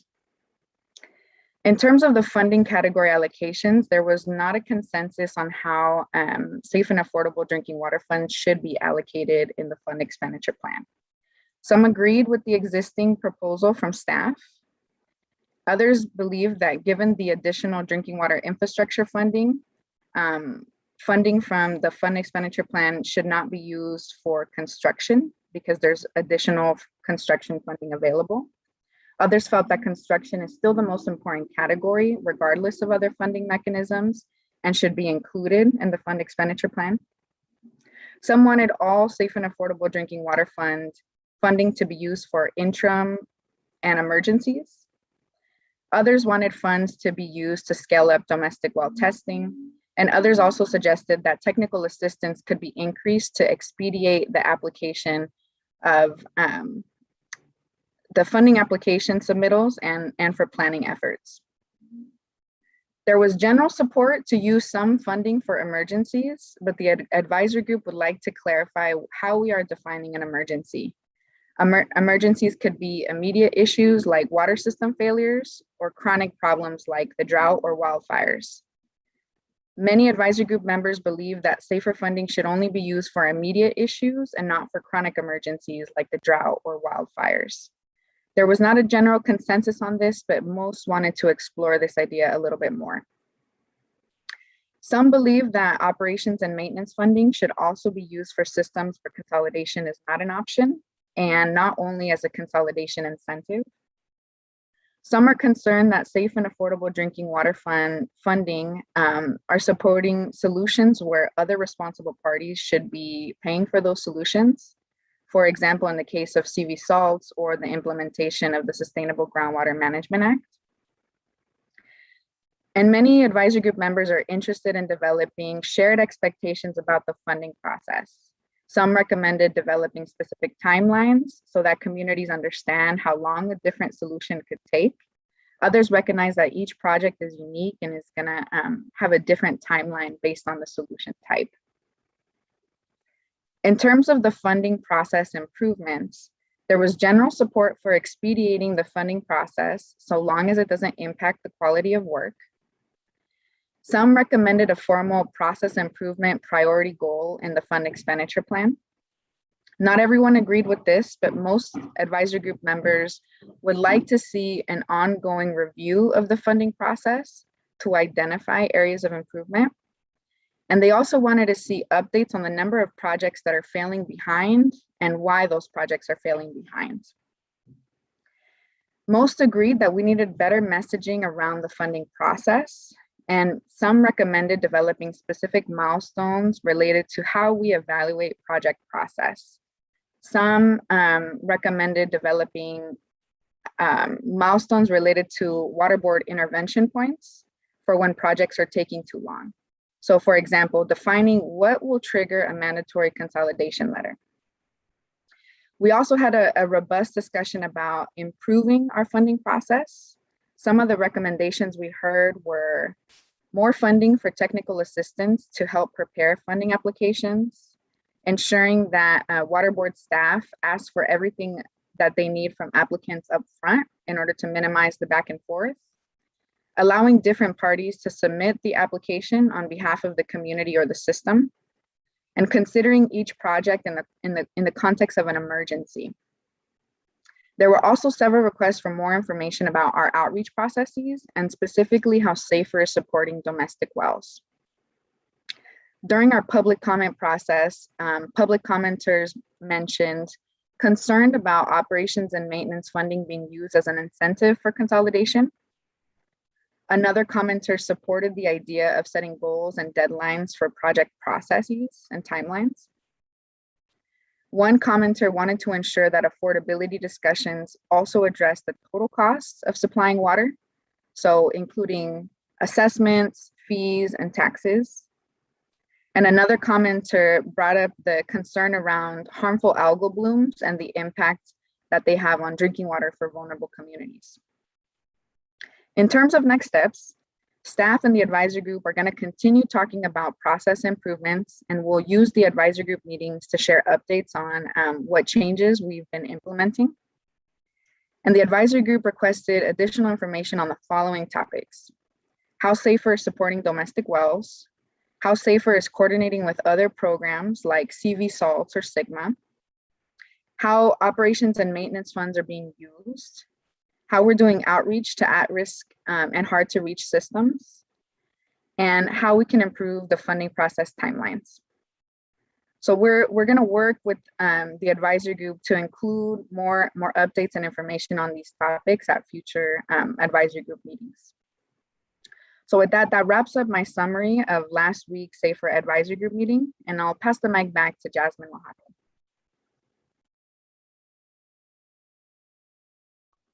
Thank you, Adriana. Next slide, please. So looking ahead, these are the next steps for the fund expenditure plan. The public comment period closes on August 27th, next week, and we will respond to those comments and revise the plan in September and bring it back to the board for their consideration at the October 19th board meeting. And then on a side note here, I also wanted to put a plug in again for the arrearages survey. It will be due on September 10th. It's extremely important that water systems submit this information so that we can get the money distributed appropriately to those who need it. And I also wanted to mention we do have technical assistance providers available and ready to assist if water systems are having trouble completing that survey. Next, please. So at this time, we can take any questions. Thank you. Really appreciate the complete and thorough work that continues to go on in the SAFER program. I know that this yearly fund expenditure plan is a really critical planning tool and discussion. And as we see, there can be a lot of opinions about where the 130 million should be going and how best we use it and maximize its potential. I will say the construction dollars that are flowing from the Safe and Affordable Fund, given all the capital dollars we do have, I think to my mind, it does sort of, is it better to just target our most flexible pots here, not on construction, but on other things? But I know it's important, I think, and hearing the feedback from our advisory committee or the advisory group, that we definitely have some construction dollars in there to show a spread, I think, of the efforts that are ongoing. But again, with this new and now flush amount that we have on the capital side, I find that discussion sort of interesting. The only real question I think I have is just around the pilot projects. And if there's any more information about the pilots that we currently have on the point of entry, point of use, kind of innovation side, any sort of update. And if not now, at some point, would like to just hear a little more information about those pilots. And then definitely interested as we move then into an operation and maintenance pilot, how we're selecting and identifying the systems that we might pilot that work on. So just a flag, and if there is anything to speak on the current pilots, would be interested just to kind of which systems and what the sort of timelines are on those. And then otherwise, just flagging interest, of course, for the O&M pilot that's coming up. Just interested how we're using the Safe and Affordable Fund here to innovate a little and have some of these pilots that I know are going to be really critical to inform the fund as it moves forward and does additional operation and maintenance funding perhaps, or other similar point of entry, point of use work perhaps. So thank you. Yeah, that'd be at this point, the main thing I really kind of wanted to learn more of and flag. And otherwise, again, thank you for the incredible work, Ms. Oaxaca, you and all the SAFER team. Thank you, Chair Esquivel. I can say that both pilot projects are in more of a preliminary phase. For the point of use, point of entry one, we did conduct kind of an information gathering to see, what information is available regarding point of use and point of entry devices, and identify gaps that we want to further explore moving forward through some stakeholder engagement workshops. So those would be coming up, I think hopefully by the end of the year, but maybe Michelle and DDW can add to that if she's heard anything else. For the O&M, we have put some thought into identifying a couple water systems we think could use this funding. And so we'll be trying to begin discussions with them in the coming months and kind of move that forward. I know Joe mentioned earlier, we do have a lot going on at the moment. So, but we do want to progress these pilots as well. Great, thank you, much appreciated. Other board members?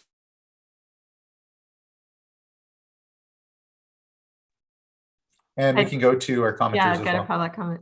Yeah, okay. We can, and just looking at other colleagues, seeing none, we can go to, we have two comments cards here. First, we have Eric Oriana, and then we'll have Jennifer Capitola. Thank you, Chairman and board members. Eric Oriana here again on behalf of Community Water Center. Wanted to just provide a few comments regarding a number of items, and so I appreciate the opportunity to speak up here. In regards to ways to expedite processes, we wanted to comment that the needs assessment significantly informed the fund expenditure plan, and as part of that, use funding targets to assess drinking water solutions. Given the relevance, we recommend that funding targets be reevaluated to expedite community solutions, and I think that that's been being considered here, so we strongly recommend that. Additionally, State Water Board staff, NGOs, and TA providers know communities that need help, and we should be relying on their knowledge to provide solutions, and in some instances, waive process requirements based on serious health threats like extreme nitrate exceedances. Also wanted to comment on regarding to metrics with deadlines. It's great to see that the fund expenditure plan include metrics that measure the number of consolidations completed and the number of water systems brought into compliance. Metrics should also measure the timeliness of projects. Although there are metrics on the initiation of consolidations, there should also be goals to complete an ambitious number of consolidations within a specified time frame. I also wanted to speak to leveraging domestic well testing opportunities. There is an urgent need to leverage every domestic well testing opportunity. With the limited amount of resources available and huge funding needed, the SAFER program ought to establish cost-sharing agreements in a timely manner with entities like management zones to be cost efficient. More generally, the SAFER program needs to explore viable partnership opportunities. We also wanted to speak to some emerging contaminants and something that we should be considering when developing long-term drinking water solutions. Long-term sustainable solutions will be especially important to the success of the SAFER program, and therefore we should be keeping contaminants like chromium-6 and PFAS in mind when determining solutions for communities. The Office of Environmental Health Hazard Assessment recently proposed a public health goal for PFOS and PFOA of at least one or less parts per trillion. We recommend that PFAS testing for domestic wells be made an eligible expense for this fund expenditure plan so that we can be forward thinking about the contaminants that are a threat to our drinking water solutions. Also, I wanted to reference in terms of operations and maintenance, funding O&M to support community level affordability was a crucial component of SB 200. It would be great to see the fund expenditure plan expressly mention that SAFER program will consider O&M funding requests if they are part of an overall solution, and also provide general criteria for O&M funding eligibility. We appreciate the opportunity to comment on these items and look forward to continuing to work alongside the State Water Board to provide drinking water solutions to everyone. Thanks a lot. Thank you. Really appreciate your engagement and good comment today, Mr. Oriana. Next, we have Jennifer Capitolo.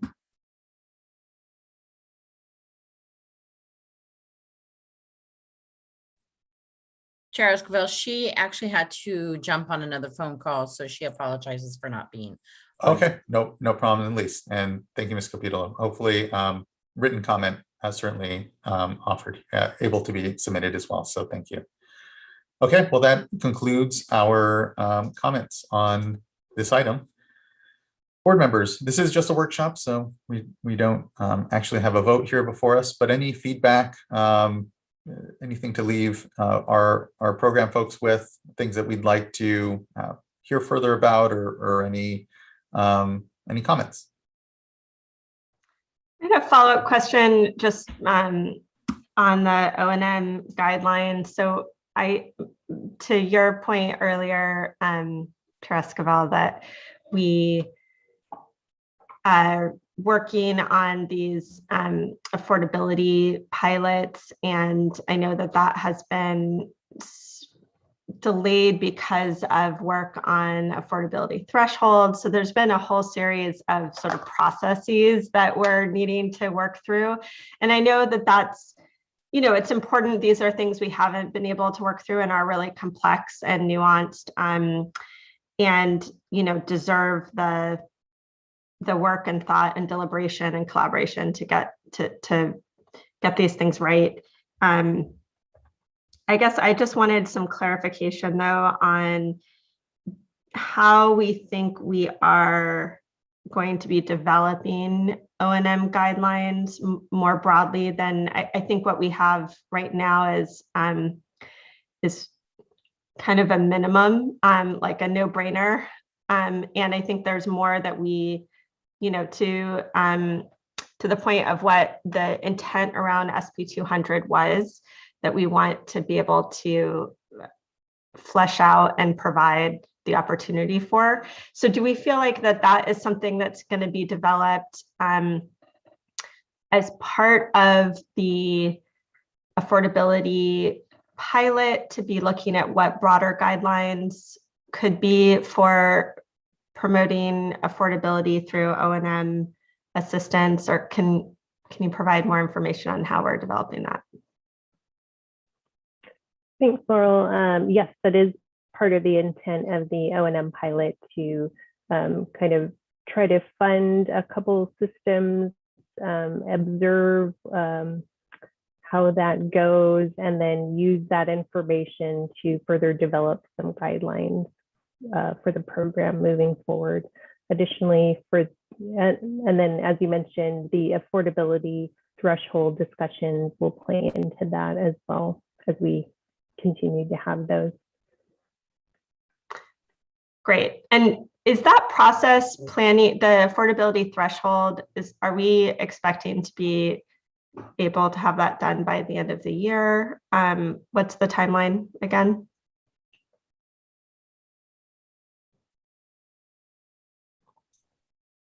Looks like Ms. Frederick may join in on that one. Hi, Board Member Firestone. Thank you for the question. We are, the Office of Public Participation has been starting to do stakeholder outreach, which I'm sure Ms. Renteria could speak to more in depth. And then the intent is for the Division of Drinking Water's Needs Analysis Unit later in the year to be doing additional technical workshops around sort of changing risk indicators for the future year, and affordability. Discussions would be included in that. They have been pulled to the arrearages program pretty significantly at this point, but that is sort of what we're planning, is to have that in for the following year. Have that in so ideally have that done by the end of the year, or have it done for the next risk assessment that would come out in 2022. Yes. Great. Okay.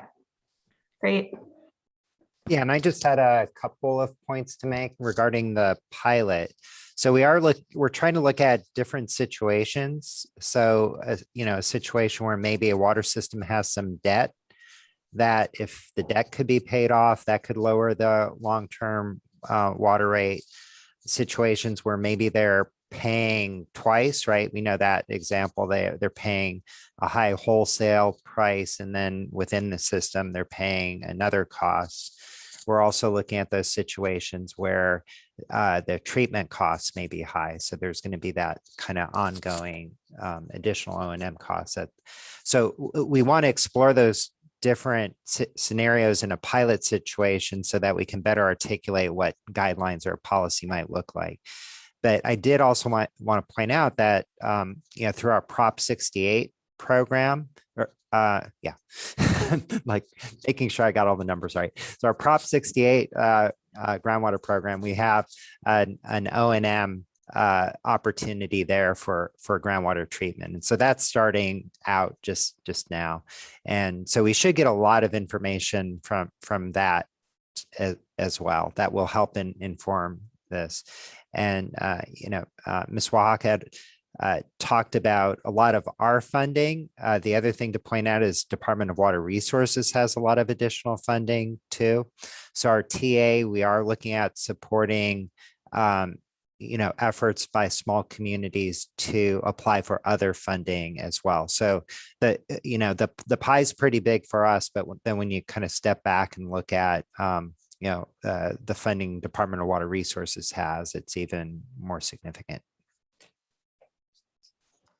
Great, that's really helpful. So to the point that I heard from the advisory group summary, for those systems that maybe aren't part of a consolidation where consolidation isn't an option, or already facing really high affordability challenges and looking for O&M subsidy, there's the main options right now are either through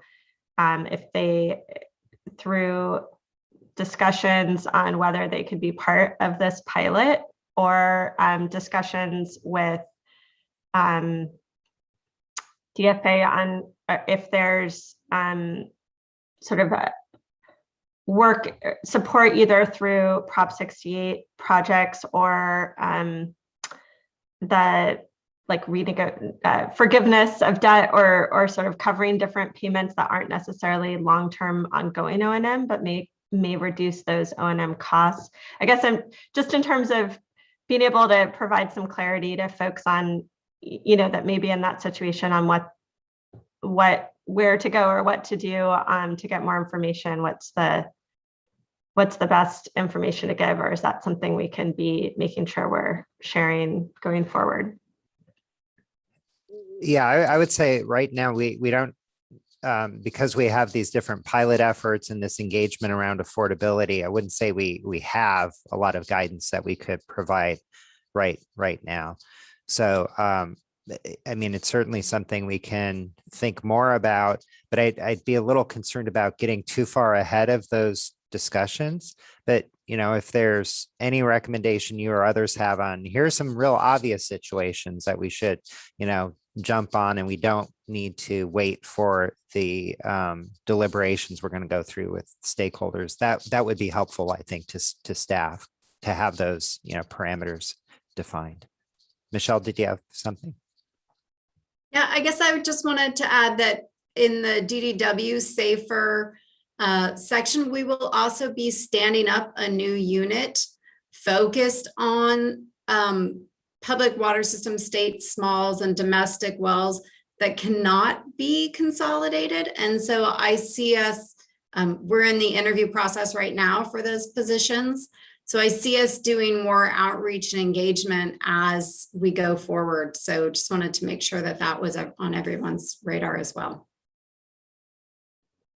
Great. Okay, so maybe just then urging stakeholders in their comments to be suggesting ideas around, if there's further clarification that we could provide already on these sorts of O&M supports already that may make sense. You know, acknowledging that it's not, that we need to really make sure we're thoughtful about how we support O&M in the long term. These aren't easy and they're complex. So that's why we're going through this pilot, you know, deliberative pilot process, but be great to make sure we're getting some good constructive suggestions in that. But otherwise, I don't have any other questions, and just I really just appreciated the advisory group's recommendations and thoughts. I think those all really resonated with me, and really appreciate also just the good summary here. Thank you so much, Board Member McGuire. Thank you. Thank you for all the hard work that you've put into this, the fund expenditure plan. I know it's probably one of those things where as soon as you finish one, you have to start on the next and thinking about what's changing is a never moving target here. So I just want to build on some of the comments from Mr. Oriana. I think he had some really good observations. So just wanted a little bit of clarity. So the first is on emerging contaminants. And, you know, admittedly, you know, we've had a lot going on here recently. And so some priorities, I think, at the board have slipped a bit. Yet we know still of many contaminants that exist, particularly in groundwater. And I'll just highlight Chrome 6 here to focus. So if you could just refresh my memory on how we're looking at contaminants like that for both, you know, the shorter term solutions, but also especially long-term solutions. And then also to his point about testing and where we can offer water quality testing opportunities. If you could just remind me how we're approaching that. It's a really good question, Board Member, and I apologize if I can just tack on to that as well. Responsible parties. I forgot it was something I had written down. Definitely. About a concern about our funds, essentially, you know, taking care of responsible parties and or inadvertently doing so. So any checks that we have on that? Sorry to add. Thank you. It's good. Yes, I don't know if Michelle can speak to this, but the way you know, we approach those kind of questions at DFA is we're supporting the implementation of the regulatory requirements, right? So, you know, we had, prior to the Chrome 6 MCL being set aside, there were a number of pending projects. Those all stopped essentially, right? So I think for now, we wouldn't really fund hexavalent chromium treatment or even looking at alternative sources because we don't know what the target is. As for PFAS, PFOA, certainly supporting, we can look at how best to support additional monitoring, domestic well monitoring for sure. You know, we'll consult with both DDW and Division of Water Quality on how best to target that, right? To look at the areas that are potentially at greatest risk. I'd say, you know, my initial thought, same with PFAS, PFOA, is at this point, we wouldn't be looking at supporting capital projects that would involve treatment. Now, that being said, there are, you know, in the pending federal infrastructure bill, there are specific set aside amounts for treatment for PFAS, PFOA on both the drinking water and the wastewater side. So we're potentially getting a pretty big infusion of funding as far as that goes. The other question on responsible parties, and Adriana can remind me, but I think the context was kind of twofold. One, there are the situations like, you know, I know we're not characterizing the CV salts management groups as responsible parties, but we are partnering and working with them on how best to carry out our mutual program. So they're focused on nitrates, of course, for sampling and providing interim and long-term solutions. And we're working collaboratively with them to, you know, identify what other contaminants might be in the domestic wells that they are sampling. The other context that I heard from the advisory group was viewing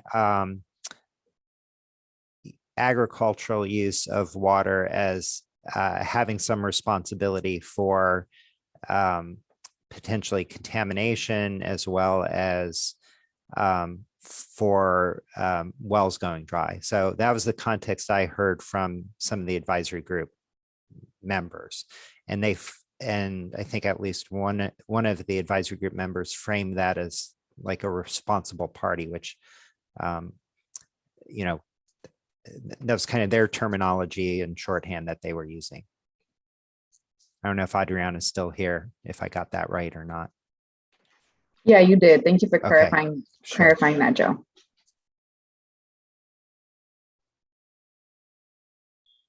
So, go ahead, Chair.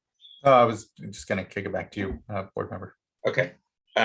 So I just thank you, Joe, for that response. Just to follow up though on the emerging contaminants piece. So what I'm thinking, I'm kind of thinking about Board Member Firestone's comment earlier about how long it takes to, for example, get to a consolidation project.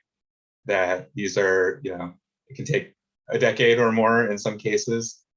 And so we should be thinking long-term about our planning and, the technical assistance work that we're providing. So again, maybe you can just clarify. I understand we may be limited somewhat in funding construction projects right at this moment. But I think if we look a little bit down the road here, and hopefully not too far in the distant future, you will be able to fund those projects. So are we able to fund technical assistance now that looks at long-term solutions for emerging contaminants or known contaminants? And are we doing that?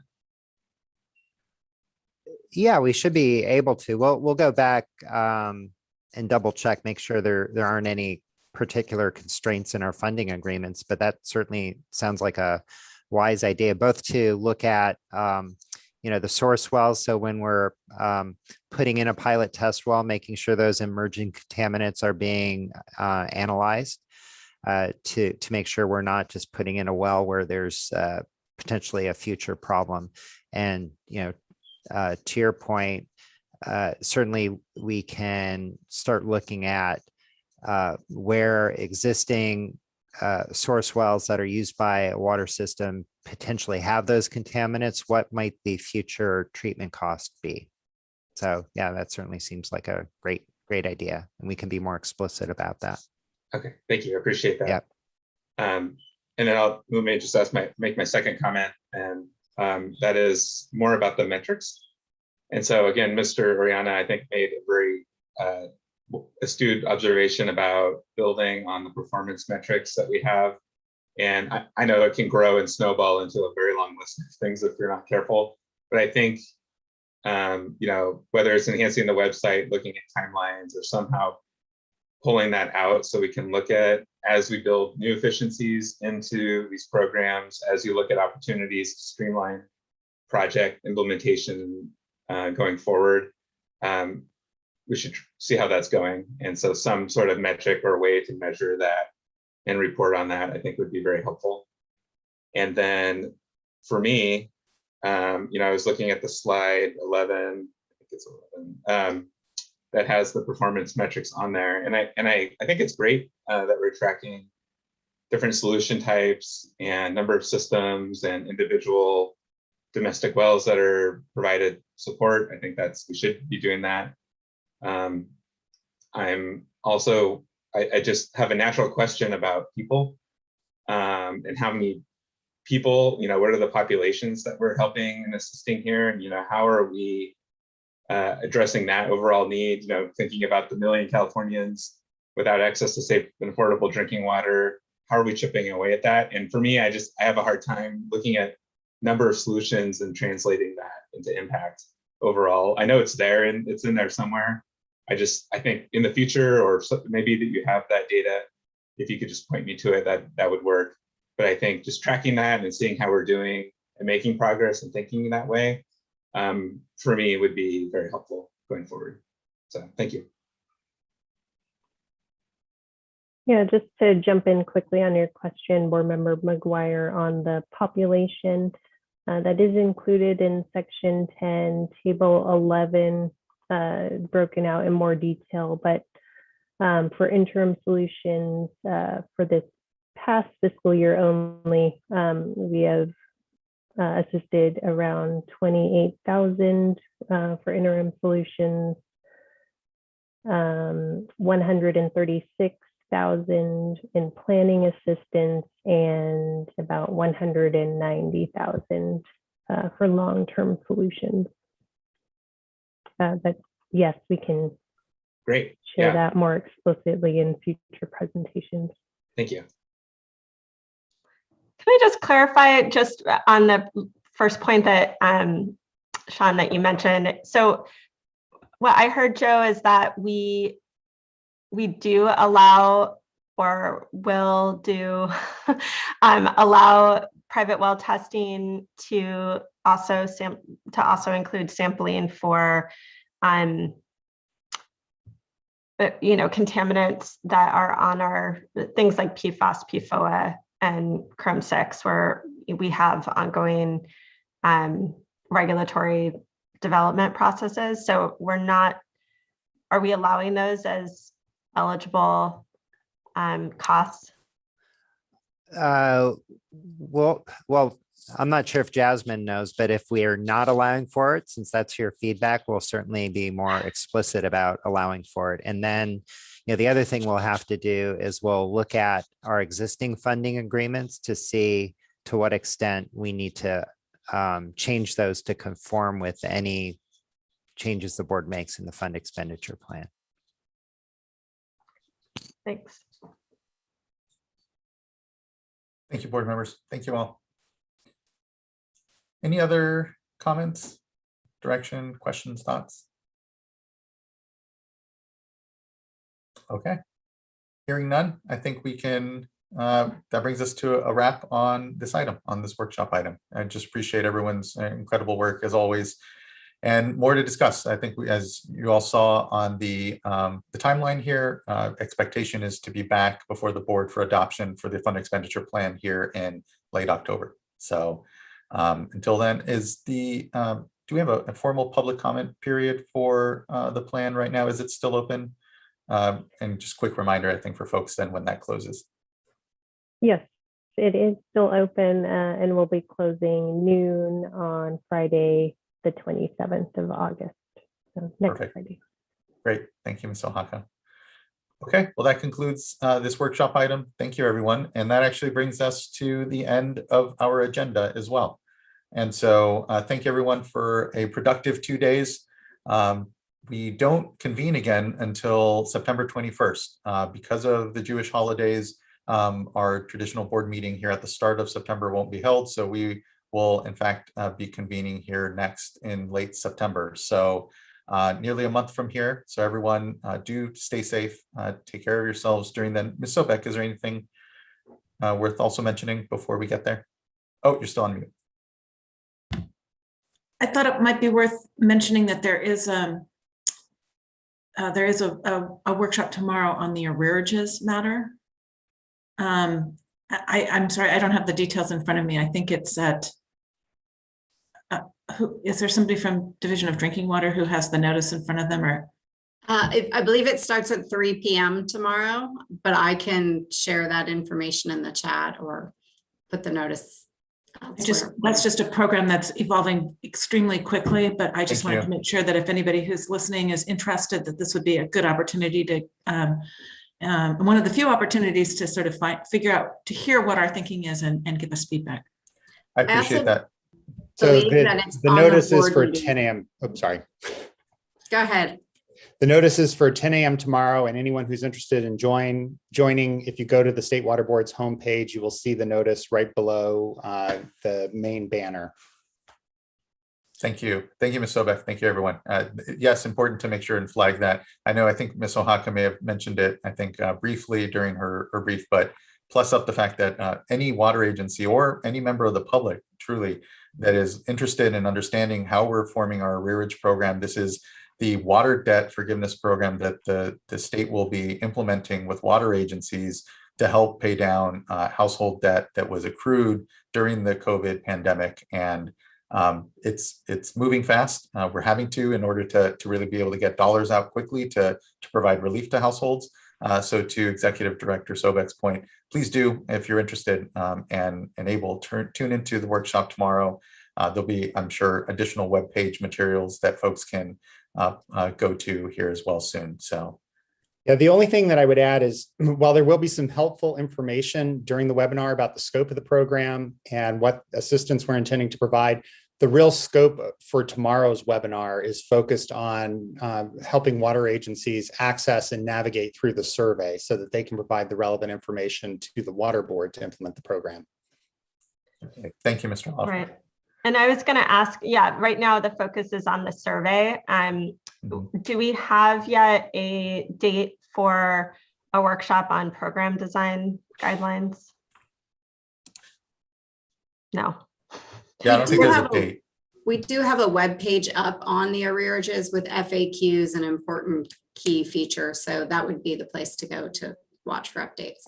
And we're looking to try to have one though before our next board meeting, some kind of a workshop on this. Yes. Before late September, right? Yes, there's a workshop being scheduled for early part of September. And I don't have the date in front of me. Yeah, well, please do encourage folks to go to the webpage. It'll have our most updated information. And yes, thank you. Really appreciate it. Okay, I think that wraps us up for this board meeting. Again, I really appreciate everyone's work, time, and attention over the last 2 days. We'll see you all here soon. But this board meeting, again, will not have one until September 21st.